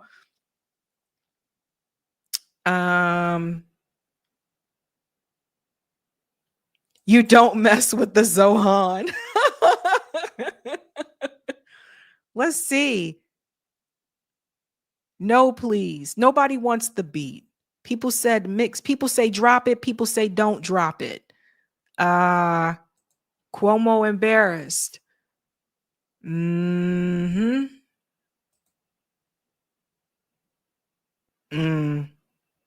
beat. People say no beat. Very interesting. Very interesting. Well, ladies and gentlemen, he did win. Looks like he's won the primary here, and we'll have to see and wait and see if he does win the general. It is kind of a FU to AIPAC, I think. I think it is. I think it's a FU to AIPAC. But that's okay, guys. All right. So that's really good. For those of you in New York, I know you're happy, at least this far. I know a lot of people said they were voting for him. Now you just got to make it to the general. I think the general is in November. So we'll see what happens there. But he looks like he made it out of the primary, guys. And that's one of the challenges that progressives have had, is making it out of the primary. Very interesting. Very interesting. Okay. All right, guys. That is it for me, ladies and gentlemen. That is it for me. Thank you, David. People be excited for Mondami, but I just see another AOC Dem coming into office ready to disappoint the constituents when he eventually sells out. Yeah, I told people earlier, he gives me like those AOC vibes. And I said, if I'm wrong, like if he wins this whole thing and he turns out not to be that way and I'm wrong, I'll come back and admit that I'm wrong. You know, I have no shame in doing that. No shame. All right, ladies and gentlemen, that's it for me, honey buns. I hope you enjoyed the show. I will be live again Thursday evening at 8 p.m. Eastern. I will have special guests Thursday night, and look for an interview from me with Professor Morandi, which will post tomorrow. So that is it for me, fam. Have a good night. Keep up the fight.